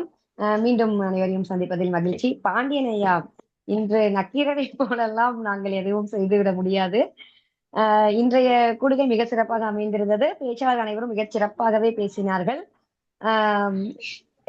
எப்பொழுதுமே நான் இலக்கணமானதாக இருக்கும் பொழுது மொழி பயன்பாட்டில் அதிகமாக மொழி பயன்பாடு செய்யும் பொழுது ஆங்கில மொழி கலவாமல் இருப்பதை கொஞ்சம் உறுதி செய்து கொள்ள விரும்புவேன். ஆனால் ஆரம்பத்திலேயே சொல்லிவிட்டார்கள் தேன் தமிழில் இருமொழி கொள்கையுடையவர்கள் என்று. அதனால் நாம் ஆங்கில மொழி கலப்பை பற்றி பெரிதாக இன்று அதிகம் இது பண்ண தேவையில்லை. ஆயினும் மிகச் சிறப்பாக இருந்தது. ஒவ்வொருவரது மொழி பயன்பாடும் மிக அருமை. வார்த்தைகளை உச்சரித்த விதம், பேசிய விதம், அழகான சொற்கள், சொலவடைகள் விழுந்தன ஒவ்வொருவருடைய பேச்சிலிருந்தும். அதிலும் அந்த சிந்தனை, தெளிவு, செயல்பாட்டுடன் இணைந்தே பேசினார்கள் அனைத்து பேச்சாளர்களும். அது மிக்க மகிழ்ச்சியாக இருக்கிறது எனக்கு. முதலில் நமது இன்றைய நாளின் சொல்வேந்தர் லதா அவர்கள் அருமையாக ஆரம்பித்தார். சிந்தனை அகத்துக்குள் இருக்கும் வித்து அப்படின்னு சொல்றாரு. அகத்துக்குள் இருக்கும் விதைக்கு ஒரு வித்து அப்படின்னு சொல்லியிருந்தாங்க. ரொம்ப அழகு. நம்ம அந்த சிந்தனை நமக்கு நம்ம ஃபர்ஸ்ட் அந்த சிந்தனை சிறப்பாக்கணும்னா தான் அதுக்கு அடுத்தடுத்த செயல்களும் அதை ஒட்டியே வரக்கூடிய வாழ்க்கையும் அழகாக அமையும். முதல் பேச்சாளர் தங்கவேல் ஐயா அவர்களுடைய பேச்சு மிக நிதானமாக இருந்தது. மிகவும் நிதானமான ஒரு பேச்சு. மொழி பயன்பாடு மிகவும் அருமையாக இருந்தது. நெகிழ்வுத்தன்மை, வெற்றிடம், அப்படி மூங்கில் எனும் தாவரத்துடன் ஒட்டியே நம்மளது வாழ்க்கையை இணைத்து பேசியிருந்தார். மிகவும் அழகாக இருந்தது. பல அழகழகான சொற்கள் விழுந்தன. அடுத்தது வழக்கம் போல நமது சரவெடி ஜவஹர் ஐயா அவர்கள் அதிரடி துவக்கம், சரவெடி பேச்சு, நகைச்சுவையான பேச்சு. இந்த சொல்வேந்தர் மன்றத்தினுடைய அத்தனை இலக்கணங்களையும் விதிவிலக்காக அமைந்து விடுவார். அவர் பேச பேச கேட்க கேட்க நமக்கு என்ன ஆயிரும்னா, சரி இதை விடுங்க, இவர் பேசும்போது இந்த எந்த வரையறையும் தாண்டி அப்படியே நம்மள அந்த கவனத்துக்குள்ள கொண்டு போயிருவாங்க இல்லையா. அந்த யதார்த்த வழக்குல பேசுறதுல ரொம்ப சிறப்பானவர் அவர். அந்த யதார்த்த வழக்கும் தேவைதான். அதுவும் ஒரு கலை தான். எல்லாருக்கும் யதார்த்த வழக்கு வந்துடாது. யதார்த்த வழக்குல அப்படியே நயம்பட பேசி பார்வையாளர்களின் கவனத்தை ஈர்த்தல், அது சிறப்பாக இருந்தது. அவர்கிட்ட இருந்தும் நிறைய மகிழ்வுந்தல நம்மளையும் பயணிக்க வைத்தார். மகிழ்வுந்தை ஓட்ட வைத்தார் என்று சொல்ல வேண்டும். பயணிக்க வைக்கிறது எல்லாரும் முடியும், அவர் ஓட்ட வச்சாருங்க. அதுதான் சிறப்பு. இந்த வளைச்சு நிலைச்சு இப்படி ஓட்டின பாரு, ஆப்போசிட்ல வரோம் பாரு, அதெல்லாம் ரொம்ப நல்லா இருந்தது. சிறப்பா இருந்தது ஜவஹர் ஐயா. அதே மாதிரி இது தேன் தமிழ் மன்றத்துக்காரங்களுக்கு உங்களுடைய பேச்சு கண்டிப்பா ஒரு ஈர்க்கும் விதமாக அமைஞ்சிருக்கும். அடுத்ததாக டேபிள் டாபிக்ஸ், உடனடி பேச்சு. நானும் பார்த்தீர்களா, உடனடி பேச்சு தலைப்புகளை கொண்டு வந்த புவனேஸ்வரி அவர்கள் மிகச் சிறப்பான உடனடி பேச்சு தலைப்புகளை தந்தார். அதை உடனடியாக உடனுக்குடன் மதிப்பீடு செய்த அன்பரசன் ஐயா அவர்களும் மிகச் சிறப்பாக செய்தார்கள். இது எங்களது சென்னை தமிழ் சொல்வேந்தர் மன்றத்தில் இந்த உடனடி பேச்சை மதிப்பீடு செய்யும் வழக்கம் இருந்ததில்லை. பொதுவான மதிப்பீட்டில் வரும், இவ்வாறு தனித்தனியான மதிப்பீடு இருந்ததில்லை. இது மிக சிறப்பாக இருக்கிறது. இதை கவனத்தில் கொள்வோம் என்று நினைக்கிறேன். அடுத்தது ஸ்பெஷல் மென்ஷன் வரதா அவர்களுடைய பேச்சு மிகவும் தெளிவான, மிகவும் நிதானமான, அந்த தமிழ் கேட்கவே ரொம்ப அழகா இருந்தது. அவங்க அந்த தலைப்பை ஒட்டியே ரொம்ப அழகா கவனமா பேசினாங்க. அந்த அந்த அந்த கேட்கும் போது ஒரு மாதிரி வீட்டுல ஒரு பெரியவங்க ஒரு விஷயம் பேசும்போது பொறுமையா கவனிப்போம் இல்லையா, அந்த மாதிரி இருந்தது. ரொம்ப நன்றிமா, ரொம்ப அழகா பேசுனீங்க. இந்த இலக்கணவாணராக நான் குறித்து கொண்டது இவ்வளவுதான். மொழி பயன்பாடுகள் அனைத்தும் சிறப்பு. இன்றைய நாளின் சொற்றொடரை சார்ந்தே அமைந்தது. இனிவரும் காலங்களில் ஆங்கிலம் சொற்களை மட்டும் இனிவரும் காலங்களில் சற்றே ஆங்கிலம் கலவாமல் தமிழ் கூடுகை இருந்தால் இன்னும் சிறப்பாக இருக்கும் என்று நினைக்கிறேன். வாய்ப்புக்கு மிக்க நன்றி. அனைவரையும் இந்த கூடுகையில் சந்தித்ததில் மிக்க மகிழ்ச்சி. மீண்டும் மேடை பொது மதிப்பீட்டாளர் வசம். நன்றி. நன்றி நஸ்ரீன், மிக அருமையான ஒரு இலக்கணமானதுக்கான. அடுத்ததாக நாம் நகர வேண்டிய நகர்வு கவனகர் கேள்விக்கணைகளை தயார் செய்திருக்கிறார். இப்பொழுது தேன் தமிழ் மன்றத்தில் இருந்து ரேவதி அவர்களை கவனகருக்கான பணியை ஆற்ற அன்போடு அழைக்கிறோம். அனைவருக்கும் மீண்டும் வணக்கம். நன்றி பொது மதிப்பீட்டாளர்களே. இன்னைக்கு நான் கேட்கும் கேள்விகளுக்கு நீங்க எவ்வளவு அழகா கவனிச்சிருக்கீங்க அப்படின்றது நம்ம கூடையில பார்க்க போறோம். தெளிவா எல்லாரும் பதில் சொல்லணும் அப்படின்னு கேட்டுக்கிறேன். முதலியே ஒரு திருக்குறள் பேசி ஆரம்பிச்சாங்க இன்றைய சொல்வேந்தர். அது என்ன குறளா இருக்கும்? உங்களுக்கு வேணும்னா ஒரு சின்னதா ஒரு இதுவும் சொல்றேன், குறிப்பு சொல்றேன். 467வது குறள், எண்ணி துணிக கருமம். எண்ணி துணிக கருமம். எழுதலாம், துணிந்த பொது பின் எண்ணவும் மதிப்பீடுல என்பது எழுச்சிட்டு இழுக்கு. சொல்லக்கூடாது. எண்ணி துணிக கருமம் ரொம்ப அழகா சொன்னாங்க. ஆமா, எண்ணி துணிகிறவன் துணிந்த பின் எண்ணுவம் என்பது இழுக்கு அப்படின்றது. இல்ல, எனக்கு ஒண்ணு அதற்கு சொல்லணும் அதை முன்னாடி பத்தி. ஒண்ணு சொல்லியிருந்தாங்க. சொல்லுங்க. அது என்னுடைய மிக பிடித்த திருக்குறள். எனக்கு அந்த குறள் வந்து எல்லா நேரத்திலும் எல்லாருக்கும் வாழ்க்கையில அமையும். ஏன்னா ஒரு விஷயத்த செய்யறதுக்கு முன்னாடி 1000 தடவை யோசிங்க. செஞ்சதுக்கு அப்புறம் அதை யோசிக்கிறது நம்ம செஞ்ச செயலுக்கே இழுக்குங்கிறது ரொம்ப அழகா சொன்னாங்க. மிக அருமை. அருமை. அவங்க நல்லா கவனிச்சிருக்காங்க, அழகாவும் சொல்லிட்டாங்க. இது இதை தொடர்ந்து இன்றைக்கு நம்மளோட பொது மதிப்பீட்டாளர் சொல்லக்கூடாது இதற்கான பதில். பொது மதிப்பீட்டாளர் வந்து ஒரு யுக்தி சொல்லியிருந்தார். பேச்சாளர் ஆவதற்கு முன் இல்லைன்னா முதல் நாளிலிருந்து இந்த யுக்தியை கைப்பிடிக்க வேண்டும்னு. அது என்ன யுக்தி? தினமும் 2 பேச்சாளர்களின் பேச்சையாவது கவனிக்க வேண்டும் என்று சொன்னார். பேச்சாளர்களுடைய பேச்சை 2 பேச்சாளர்களின் பேச்சை கவனிக்க வேண்டும் சொன்னாங்க. பேச்சை கவனிக்க வேண்டும்னு சொல்லியிருந்தாரு. அழகான கவனிப்பு, நன்றி.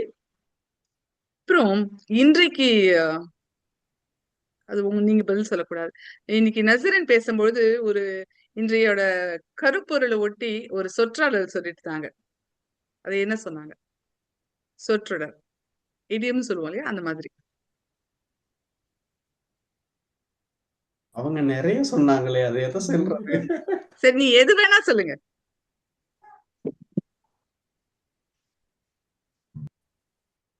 சிந்தனை பத்தி சொல்றதா இருக்கலாம், இல்லைன்னா சொல்ல பத்தி சொல்றதா இருக்கலாம், ஏதாவது வேணா சொல்லுங்க. ஏதாவது ஒரு தடயம் கொடுங்க. சிந்தனை என்பது டேஷ் அப்படின்னு ஒரு வார்த்தை சொன்னாங்க. அதுதான் என்ன? செயல். செயல். உலகின் தரை இன்னைக்கு இவரு பேசும்பொழுது கிரமேரியன் நசரியா பேசும்பொழுது என்ன சொல்லியிருந்தாங்கன்னா, சொல்லிய வண்ணம் செய்க, சொல்லிய வண்ணம் வாழ்கன்னு ஒரு வார்த்தை சொல்லியிருந்தாங்க. அதுதான் அந்த இடியம் நான் நினைச்சது. இன்னொன்னு நம்மளோட இன்றைய சொல்வேந்தர் சொல்லும்பொழுது சொன்னார், சிந்தனை என்பது அப்படின்னு சொல்லிட்டு நிறுத்தினாங்க. அது என்ன வார்த்தை சொன்னாங்க? செயல் அப்படிங்கிற மாதிரி சொல்லியிருந்தாங்க. செயலே அதை விட இன்னொன்னு ரொம்ப அழகான வித்து. சிந்தனை நம் அகத்துக்குள் இருக்கும் விதை அப்படின்னு ஒரு வார்த்தை சொன்னாங்க. விழுந்த விதை. சிந்தனை என்ன விதை அப்படின்னு சொன்னாங்க. ரொம்ப அழகா சொல்லியிருந்தாங்க அதுவும். அப்புறம் நம்மள இன்றைக்கு முதல் பேச்சாளர் பேசும்பொழுது தாவரம் அப்படின்னு சொல்லியிருந்தாரு. எந்த தாவரத்தை பத்தி சொன்னாரு? முழுங்கில். மூங்கில். மூங்கில் கிட்ட இருந்து நம்ம முதல்ல என்ன கத்துக்கணும் அப்படின்னு சொன்ன அவர் முதல் இது என்னது? வேர் வலிமையா இருக்கணும். வேர் போல வலிமையா இருக்கணும். வளர்ச்சி வந்து அதன் பிறகு இருக்கும். அதுவா சொன்னாரு? அதிகமா கத்துக்கணும். இல்ல, அவரோட பேச்சின் மதிப்பீட்டாளர் சொல்லக்கூடாது, வேற யாரும் வேணா சொல்லலாம். பேச்சாளரும் பேச்சின் மதிப்பீட்டாளர் மட்டும் சொல்லக்கூடாது. பொறுமை அப்படின்றது சொன்னாரு. முதல்ல கத்துக்க வேண்டிய விஷயம் பொறுமை அப்படின்றது சொன்னாரு. அப்புறம் 2வது பேசின ஜவஹர் சொல்லும் பொழுது ஒரு மகிழ்வு வாங்கின அப்படின்னு சொன்னாரு. அது எவ்வளவு ரூபாய்க்கு வாங்கினேன்னு சொன்னாரு? 1,07,000 ரூபாய். 1,07,000 ரூபாய். அது என்ன கலர், என்ன நிறம்னு சொன்னாரு? கலர்ல இருந்து கடைசியில கிரீன் கலர் ஆயிடுச்சு. பச்சை நிறம். பச்சை நிறம். சரி சரி. அப்புறம் அவர் 2வது வண்டி வாங்கும்போது அதோட எந்த வருஷத்துல வாங்கினார்? 2009. அது யார் சொன்னது? அன்பு. ஓகே, நான் இல்ல ஜவஹரே சொல்லிட்டாரோன்னு நினைச்சிட்டு ஒரு நிமிஷம். அவர் எந்த வெளியில வந்து அதை நிறுத்தம் செஞ்சாரு அப்படின்னு சொன்னார்? அவங்க சகோதரி வீட்டுல போய் திறந்த வெளி அப்படின்னு. அப்புறம் நம்மளோட முதல் பேச்சாளர் பேசும்பொழுது 2வதா பொறுமைக்கு அடுத்ததா அவர் சொன்ன ஒரு முக்கியமான விடயம் என்ன? வெற்றிடம் அப்படிங்கிற மாதிரி சொல்லியிருந்தாங்க. அதாவது நம்மளுக்கு கத்துக்கிறதுக்கு நிறைய இருக்கு, கட்டுறது கைமண் அளவு அப்படிங்கிற மாதிரி சொல்லியிருந்தாங்க. ரொம்ப சரி, ரொம்ப அழகா சொல்லியிருந்தீங்க. அதுக்கப்புறம் நம்மளோட 2வது பேச்சாளர் பேசும்பொழுது எதுல இருந்து எதை வந்து முக்கியமா நம்ம எடுத்துக்கணும் அப்படின்னு சொன்ன விடயம் என்ன? நம்ம ஜவஹர் பேசும்பொழுது, இரண்டாவது பேச்சாளர் ஜவஹர் பேசும்பொழுது, இந்த விஷயத்த நம்ம எடுத்துக்கணும் அப்படின்னு சொன்ன, நம்ம கிட்ட டேக் அவே அப்படின்னு சொல்ற ஒரு விடயமா இருந்தா அது என்ன அப்படின்னு சொன்னார்.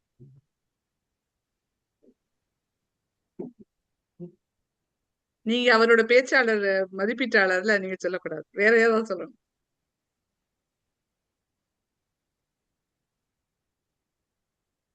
அனுபவம் அனுபவம் அனுபவம் அப்படின்னு சொன்னாரு இல்லையா? அதுதான் முக்கியம் அப்படின்னு பேசினாரு. இன்னைக்கு திட்டமிட்ட பேச்சுல பேசும்பொழுது ஜவஹர் இரண்டாவது பேசின ஜவஹரோட தலைப்பு என்ன? மகிழுந்தும் நானும். ஆஹாஹா, இதுல சொல்றேன், திட்டமிடாத பேச்சுல, உடனடி பேச்சுலையா? உடனடி பேச்சுல. ஆம் நீங்க ஆமா சொல்றீங்களா? இல்லையான்னு ஒரு கொடுத்தா எதை ஆம் இல்லை, ஆமா. எந்த அதே இடத்தில் போல ஆம் எந்த இடத்தில் இல்லை என்று சொல்ல வேண்டும் என்பதில் தெளிவு இருக்கிறதா என்பது அப்படின்ற கேள்வி. இலக்கணவாரர் வந்து இன்னைக்கு பேசும்பொழுது அவங்களோட தயாரிக்கப்படாத பேச்சு பேசும்பொழுது எதுல இருந்து அவங்க மீளணும் அப்படின்னு நினைக்கிறேன்னு சொன்னாங்க. ஸ்வைப்பிங். எந்த பழக்கல இருந்து மீளணும்? ஸ்வைப்பிங். ஸ்வைப். கரெக்ட். சரி. இன்னைக்கு வரதா செல்வேந்தர் வரதா அவங்க பேசும்பொழுது எது தப்பு கிடையாது அப்படின்னு சொன்னாங்க. தவறு செய்வது தப்பு கிடையாது, அதிலிருந்து பாடம் கற்று மீண்டும் நாம் கற்றுக்கொள்ள வேண்டும் அப்படின்னு சொன்னாங்க. தவறு தவறுங்கிறது செய்வது இயல்பு, தப்பு கிடையாது. தப்பு கிடையாதுன்னு அவங்க சொல்லியிருந்தாங்க. ரொம்ப அழகான வார்த்தைகள். அப்புறம் நம்ம சரவணன் பேசும்பொழுது சொல்லியிருந்தாரு, நானும் என் மனைவியும் எந்த திசை அப்படின்னு சொல்லியிருந்தாரு. இவர் வடக்கென்றால் அவங்க தெற்காம். பல பேரை ஆப்போசிட்ல சரி. உட்காந்துப்பாங்க போல இருக்கு. வீட்டுல ஆப்போசிட்டா உட்காந்துருப்பாங்க போல. இப்ப இப்ப அழகான எந்த திசை கவனிப்பு. இல்ல இப்ப எந்த திசையில இருக்காங்க எல்லாருக்கும் பிரச்சனை இல்ல. சிறந்த கைத்தட்டல் கொடுத்துருவோமா? நன்றி நன்றி. மேடை மீண்டும் உங்கள் வசம். பொது மதிப்பீட்டாளர். சிறப்புங்க சிறப்புங்க. இன்னைக்கு வந்து எல்லா ரோல் எடுத்தவங்க எல்லாம் எப்படி பின்னி பெடல் எடுத்துட்டாங்க. இல்ல ரேவதி அவர்களுடைய அனுபவம் தெரியுது. அதாவது ஒரு கவனகர் என்பதற்கு நாங்க இப்ப என்ன செய்வோம்னா, ஒரு கவனகர் அப்படின்னா அழகா கேட்டு ஒரு 4-5 கொஸ்டின் மட்டும் எழுதி வச்சுட்டு சரி கேட்டா போதும் அப்படிங்கிற கடமைக்கு செய்யறது அப்படிங்கிறது வேற. அதுல ஆழ்ந்து போய் அதுக்காக கொஞ்சம் மெனக்கெட்டு செய்யறது மிக மகிழ்ச்சிங்க. உண்மையிலே அற்புதமான பணி இது. உங்களிடமிருந்து நாங்கள் கற்றுக்கொள்கிறோம். தேன் தமிழ் மன்றம் இன்றைக்கு எங்களுக்கு பல நல்ல விடயங்களை எங்களுக்கு சொல்லிக் கொடுத்திருக்கிறீர்கள். அதற்காக மிகுந்த மகிழ்ச்சி. இப்பொழுது நான் பொது மதிப்பீடு செய்ய வேண்டிய நேரம். இன்றைக்கு நான் கவிதா அவர்கள் மிக அருமையாக திட்டமிட்டிருந்தார். 2 மன்றங்களும் ஒன்றாக இணைகிற இடம், இதில் எந்த விதமான நெருடல்களும் வந்துவிடக்கூடாது என்பதற்காக மிகுந்த மெனக்கெடல் எடுத்தாலும் சில காரணங்களுக்காக இணைய வழியில் அது எப்பொழுதுமே நடக்கிற விடயம்தான். நேரிலே நடக்கிறது பல இடங்களில், இணைய வழியில் நடக்கிற விடயம்தான். ஆனால் அதை நாம் எப்படி எடுத்துக்கொண்டோம்? அந்த நேர்மறை சிந்தனை, ஒரு இடம் இல்லை என்ற ஒரு இடத்தில் ஒருவர் இல்லை என்றால் அதை உடனே நாம் எடுத்துக்கொள்ளக்கூடிய அந்த பக்குவம் இன்றைக்கு இந்த சொல்வேந்தர் மன்றங்கள் நமக்கு சொல்லிக் கொடுக்கிறது என்பதுதான் உண்மை. மிக அற்புதமாக இன்றைக்கு எல்லோரும் அவர்களுக்கான பணிகளை தேர்ந்தெடுத்தோம். எங்களுக்கு இன்றைக்கு சென்னை தமிழ் மன்றத்திற்கு புதியது என்றால் உடனடி பேச்சை மதிப்பீடு செய்வது. நேரம் கூட எவ்வளவு எடுக்கலாம் என்று சரவணன் அவர்கள் என்னிடம் கேட்டிருந்தார். நான் 1 மணி துளிகள் என்று சொன்னேன். 2 மணி துளிகள் பேசுவதை 1 மணி துளிகளில் நாம் மதிப்பீடு செய்வது என்பது மிக கடினமான பணி. அதை அன்பரசன் அவர்கள் மிக அற்புதமாக செய்திருக்கிறார். அவர்களுக்கு என்னுடைய வாழ்த்துக்கள். இன்றைக்கு திட்டமிட்ட பேச்சு, அற்புதமான தலைப்புகளை எல்லோரும் கொடுத்திருந்தீர்கள். மிகுந்த மகிழ்ச்சி. அதில் எப்பொழுதும் போல தங்கவேல் அவர்கள் அற்புதமாக பேசினார். நம் ஜவஹர் ஐயா அவர்கள் மகிழுந்தில் நம்ம எல்லாம் ஏற்றி கொண்டு போய் மனுஷா எங்கேயாவது இறக்கி விட்டு போயா, இல்லைன்னா நாங்கெல்லாம் பாவம் அப்படிங்கிற லெவலுக்கு மிக அற்புதமான ஒரு நகைச்சுவையான ஒரு நகைச்சுவை எப்படி உருவாகிறது என்பதை நாம் இதிலிருந்து கற்றுக்கொள்ள முடிகிறோம். அவர் பெரிய புத்தகங்களில் இருந்தோ அறிவாளிகளுடைய கோட்ஸோ இல்ல மிகப்பெரிய ஆளுமைகளுடைய பேச்சோ அப்படியெல்லாம் எதுவுமே இல்லாம வாழ்க்கை இயல்பாக நடக்கக்கூடியதை அப்படியே நம் தத்துருவமாக சொல்லும் போது அங்க நகைச்சுவை பிறக்கிறது என்பதை என் ஆசான் ஜவஹரிடம் வந்து கற்றுக்கொண்டேன். நகைச்சுவை ஆசான் அவர்கள் எனக்கு எப்பொழுதுமே மகிழ்ச்சி. அடுத்தபடியாக இன்றைக்கு நடந்த கூடுகை எனக்கு மிக மிக மன நிறைவை கொடுத்தது. மிக அற்புதமாக இருந்தது. திட்டமிடல்களும் அற்புதமாக இருந்தது. அதில் நெறியாள்கை செய்த மதிப்பிற்குரிய லதா அவர்கள் அவருடைய பணியை மிகச் சிறப்பாக செய்திருக்கிறார். சரவணன் ஐயா அவர்கள் மிக அற்புதமான விடயங்களையும் தொடர்ந்து அவர்களுக்கு கொடுத்தப்பட்ட டைமர் ரோலும் அற்புதமா செஞ்சிருக்காங்க. அதுக்கப்புறம் அவர் ஆரம்பித்த விதம் எல்லாமே ரொம்ப அருமையாக இருந்தது. மிகுந்த மகிழ்ச்சி. இன்றைய கூட்டம் மன நிறைவு. முச்சங்கம் வளர்த்த தமிழில் ஒரு சங்கத்தில் அமர்ந்திருந்தால் எப்படி இருந்திருக்குமோ அப்படியான ஒரு பூரிப்பை இன்றைக்கு நாங்கள் அடைந்தோம். மிகுந்த மகிழ்ச்சி. எல்லோரும் அற்புதமாக பேசினீர்கள். வாழ்த்துக்கள். இன்னும் நிறைய நாம் வளர வேண்டியது இருக்கிறது. தொடர்ந்து எல்லோரும் சேர்ந்து வளருவோம்னு சொல்லி பொது மதிப்பீட்டையை முடித்துக் கொள்கிறேன். இப்பொழுது மேடை மதிப்பிற்குரிய நெறியாளர் லதா அம்மா அவர்களிடம். நன்றி நன்றி பொது மதிப்பீட்டாளர் அவர்களே. உங்களின் மதிப்பீடு மிக மிக அருமை. இன்றைய கூடுகையில் நாம் அனைவரும் சிந்தித்து தெளிவாக ஆழமாக நம் கருத்துக்களை எடுத்து வைத்தோம். சிந்தித்து செயல்படுங்கள். மறுமுறையும் நான் சொல்லிக்கிறேன், சிந்தித்து செயல்படுங்கள். அனைத்து சொல்வேந்தர்களுக்கும் எனது மனமார்ந்த நன்றியை தெரிவித்துக் கொண்டு மேடையை தலைமை சொல்வேந்தர் அவர்களிடம் ஒப்படைக்கின்றேன். நன்றி, வணக்கம்.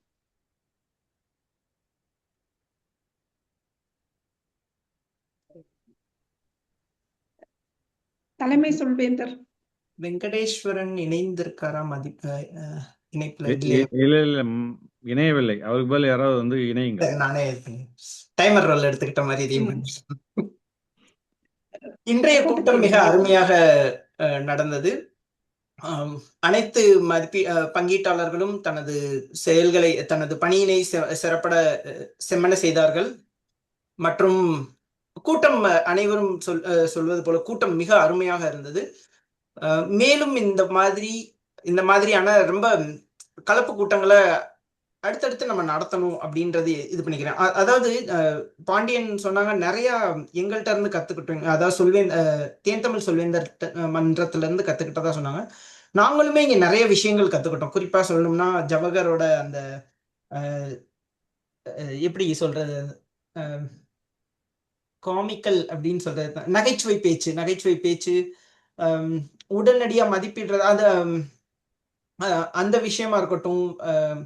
எல்லாமே நான் ஒவ்வொருத்தரையும் குறிப்பிட்டு சொல்லணும். ஆனா எல்லாருமே ரொம்ப சிறப்பா செய்யப்படுறப்ப, தன்னோட பணியினை சிறப்பா செஞ்சப்ப யாரை குறிப்பிட்டு சொல்றது அப்படிங்கிறது தெரியாம இதா இருக்கேன்.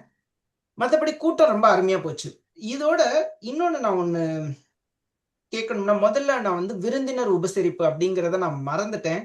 இப்ப அத சிறப்பா செஞ்சிருவோம்னு நினைக்கிறேன். நம்ம கூட்டத்துல இருக்கிற கெஸ்ட் ஒரு நிமிடம் யார் இருக்காங்க? கார்த்திக் இணைப்புல இருக்கீங்களா? இருக்கேன். ஓகே. உங்களுக்கு இந்த மன்றத்தை பத்தி எப்படி தெரிஞ்சுக்கிட்டீங்க? உங்களை பத்தி ஒரு சிறு குறிப்பு, அதுக்கப்புறம் இந்த கூட்டம் எப்படி இருந்தது அப்படிங்கிறத ஒரு 1 to 1 நிமிடம் அந்த மாதிரி நேரத்துல சொல்லுங்க. ஓகே, நன்றி. நான் வந்து இங்க பெங்களூர்ல டோஸ்ட் மாஸ்டர்ஸ் கிளப்ல உறுப்பினரா இருக்கேன். அதுக்கப்புறம் டோஸ்ட் மாஸ்டர்ஸ் இணையதளம் வெப்சைட்ல போய் அங்கதான் நான் தேன் தமிழ் டோஸ்ட் மாஸ்டர்ஸ் கிளப்பை பத்தி பார்த்தேன். போன வாரம் இதே நேரத்துல நான் வந்து இதனோட முதல் மீட்டிங் பங்கெடுத்துக்கிட்டேன். அனுபவம் நல்லா இருந்தது. ஸோ இன்னைக்கு எனக்கு நேரம் கிடைச்சதுனால நான் இன்னைக்கு ஜாயின் பண்ணேன். அதாவது தமிழ் பேசுபவர்களுக்கு அப்புறம் தமிழ்ல ஆர்வம் இருக்கிறவங்களுக்கு இது ஒரு நல்ல என்ன சொல்றது,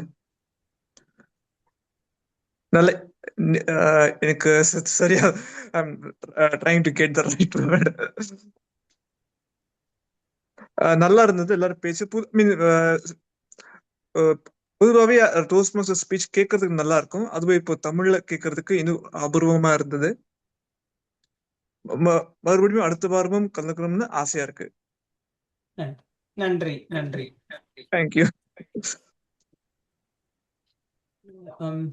வேற யாராவது விருந்தினர் இருக்கீங்களா?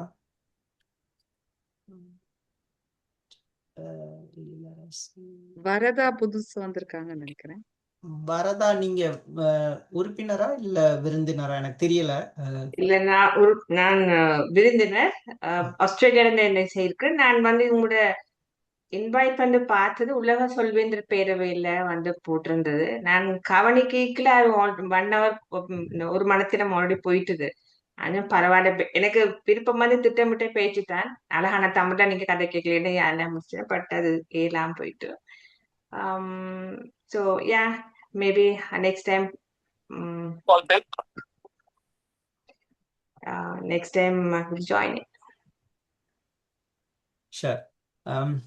மிக்க நன்றி. கண்டிப்பாக தேந்தமிழ் சொல்வேந்தர்கள் மன்றம் ஒவ்வொரு வாரம் பிரதி வாரம் சனிக்கிழமை 2 to 4 மணிகளுக்கு நாங்கள் கூடுவோம். சென்னை தமிழ் சொல்வேந்தர் மன்றமும் 3:30 5:30 நினைக்கிறேன். ரெண்டும் ஆன்லைன். இது ரெண்டும் ஆன்லைன் மீட்டிங்கா இல்ல ஹைபிரிட்? ஆமாங்க, ரெண்டுமே ஆன்லைன் மீட்டிங். ஆன்லைன். நாங்க சென்னை தமிழ் சொல்வேந்தர் மன்றம் 7:30 மணியிலிருந்து 9 மணி வரை. ராவு இல்லதையா? ஆமா, இந்திய நேரப்படி. இந்திய நேரப்படி அதெல்லாம் எங்களுக்கு வந்து ஏர்லி மார்னிங்கா இருக்கும். இப்ப எங்களுக்கு 9:30 ராவு 9:30.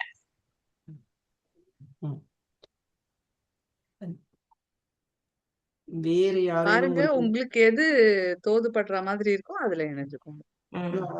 2 மன்றத்தின் நேரத்தையும் மற்றும் மன்றத்தின் கலந்து கொள்ளும் இன்வைட்டையும் உங்களுக்கு பகிர்கிறோம். நீங்க உலக சொல்வேந்தர் பேரவையில போட்டீங்களா? இது யாரு போட்டேன்னு ஞாபகம் இல்ல. அதுல போட்டீங்களா? நான் பார்த்துட்டு செய்யறேன். கண்டிப்பாக. நன்றி. மேலும் இந்த பேசலாமா? சொல்லுங்க. சென்னை தமிழ் சொல்வேந்தர் மன்றத்தின் மேன்மைமிகு சொல்வேந்தர் எழிலரசன் ஐயா கலந்துட்டு இருக்காங்க. இப்பதான் ஜாயின் பண்ணிருக்காங்க. வருக எழிலரசன் ஐயா அவர்களே. வணக்கம். உங்களை அனைவரையும் பார்த்ததுல ரொம்ப மகிழ்ச்சி. நான் அலுவலகத்துல இருக்கேன், அதனால காணொலியை காமிச்சு பேச முடியல. நான் பேசுறதெல்லாம் கேட்டுட்டு இருக்கேன், பேசுறதுக்கும் முடியாது. நான் உங்களை எல்லாரும் கவனிச்சுட்டு இருக்கேன். நன்றி, நீங்க தொடருங்க. நன்றி ஐயா. பிக் பாஸ்ல சொல்ற மாதிரி ஓடவும் முடியாது, ஒளியவும் முடியாது. யூ ஹேவ் பீன் வாட்ச்ட் அப்படிங்கிற மாதிரி ஐயா சொல்லிட்டு போயிட்டாங்க. அருமை. வேற யாரேனும் ஏதேனும் கருத்து பகிர்ந்து கொள்ள விரும்புகிறீர்களா? நான் ரொம்ப ஃபார்மலா ரொம்ப எப்படி சொல்றது, தூய தமிழ்ல பேச முயற்சி பண்றேன். அப்படிதான் பேசணும்னு அவசியம் இல்லை. நீங்க சரளமா. நன்றி சொல்வேந்தர் சரவணன் அவர்களே. இந்த உடனடி பேச்சின் போது உடனடியா வந்து மதிப்பீடு கொடுத்தது ரொம்ப அருமையான விஷயம். ஆனா அது வந்து அந்த உடனடி பேச்சு நடத்துறவங்களே அந்த மதிப்பீடை கொடுத்தா நல்லா இருக்கும். ஏன்னா உடனடியா கொடுக்கும்போது அவங்களுடைய பங்கு வந்து ரொம்ப சிறிய அளவுல மாறிடுது. அது இருவர் பண்ணும்போது அது இருவருக்குமே சரியான பகிர்வு இல்லாத மாதிரி ஆயிடுது. நீங்க தனியா கொடுக்குற மாதிரினா உடனடி பேச்சு எல்லாத்தையும் நடத்தி முடிச்சிட்ட பிறகு தனியா கொடுக்குற மாதிரினா அது வேறொரு மதிப்பீட்டாளர் கொடுக்கலாம். அப்படி உடனடி பேச்சு கொடுக்கும் மதிப்பீடு கொடுக்கணும்னா உடனடி பேச்சு நடத்துறவங்களே அந்த மதிப்பீடை கொடுத்துட்டு நடத்தினா நல்லா இருக்கும். ஏன்னா அந்த அவங்களுடைய கட்டவே என்ற மாதிரி மாறி மாறி போயிடுது. ஒரு வேகம் வந்து சரியா இல்லைன்றத நான் பதிவு பண்ண விரும்புறேன். ஆனா இன்றைய மதிப்பீடு கொடுத்தவரும் உடனடி பேச்சு நடத்தியவரும் மிக அருமையா நடத்தினாங்க, அதுல மாற்று கருத்து இல்லை. ஆனா இது இப்படி இருந்தால் நல்லா இருக்கும்ன்றது என்னுடைய தனிப்பட்ட கருத்து என்னுடையது, உங்க முடிவு உங்களுடையது. நன்றி, என்னுடையது. நன்றி. கண்டிப்பா நீங்க சொல்ற மாதிரி இந்த அதுவுமே நாங்க எங்க மன்றத்துல முயற்சி பண்ணியிருக்கோம். எப்படின்னா இந்த திட்டமிடா பேச்சு பேசிட்டு அவங்களோட பேச்சுல இருந்து நடத்துனர் வந்து ஒரு சில வரிகள் பகிர்ந்துக்கிட்டு அடுத்த இதுக்கு போவாங்க. அது மதிப்பீடு மாதிரி இருக்கணும்னு அவசியம் இல்லை. அவங்களுக்கு மனதை கவர்ந்தது இல்ல அவங்க பேசினதுல இருந்து ஒரு 2 வரிகள் எடுத்து பேசிட்டு அப்படியே இது பண்ணுவாங்க. அந்த மாதிரி இது பண்ணுவாங்க. அந்த மாதிரியும் பண்ணலாம். அதுல எதுவுமே தவறல. இதுதான் அதான் சொல்வேந்தர்களோட அஹ், ஒரு அழகு என்னன்னா, நம்ம இப்படிதான் பண்ணணும்னு எதுவும் விதிமுறை, ஒரு வலுக்கட்டாயமான விதிமுறைகள் கிடையாது. நம்ம மன்றத்திற்கு எப்படி அது ஒத்து வருமோ அது போல நம்ம மாத்திக்கலாம். கண்டிப்பா அது மாதிரி முயற்சி பண்ணி பார்ப்போம். பார்த்துட்டு எங்க மன்றங்கள்ல நாங்க முயற்சி பண்ணியிருக்கோம். அது நல்லாவே வந்திருக்கு. நீங்களும் உங்க மன்றத்துல நீங்க முயற்சி பண்ணலாம். பண்ணிட்டு எப்படி வருதுங்கிறத நீங்க சொல்லுங்க, பகிருங்க, கேட்போம். எங்கள் மன்றத்தில் உடனடி பேச்சுக்கு மதிப்பீடே கிடையாது. உடனடி பேச்சே மதிப்பீடு தான் அப்படின்னு உடனடி பேச்சே மதிப்பீடா பார்த்து எங்களுக்கு நேரமின்மைதான் பெரிய பிரச்சனை. நீங்கள் 2 மணி நேரம் காணொலி கூட்டத்தை நடத்துகிறீர்கள். நாங்கள் நடத்துவது 1 மணி நேரம் 30 நிமிடங்கள். 1 மணி நேரம் 30 நிமிடங்கள் வேகமா ஓடணும். யாருக்கு வாய்ப்புகள் கிடைக்கும் என்று யோசிக்கணும். ஆனால் என்னை பொறுத்தவரை இது சரியான நேரம். எப்போதுமே நான் சென்னை தமிழ் சொல்வேந்தர் மன்றத்தில் பேசுவதை விட தேன் தமிழ் அதிகமாக பேசியிருக்கேன். ரொம்ப நன்றி. கண்டிப்பா நம்ம இதை கலந்துக்குவோம்.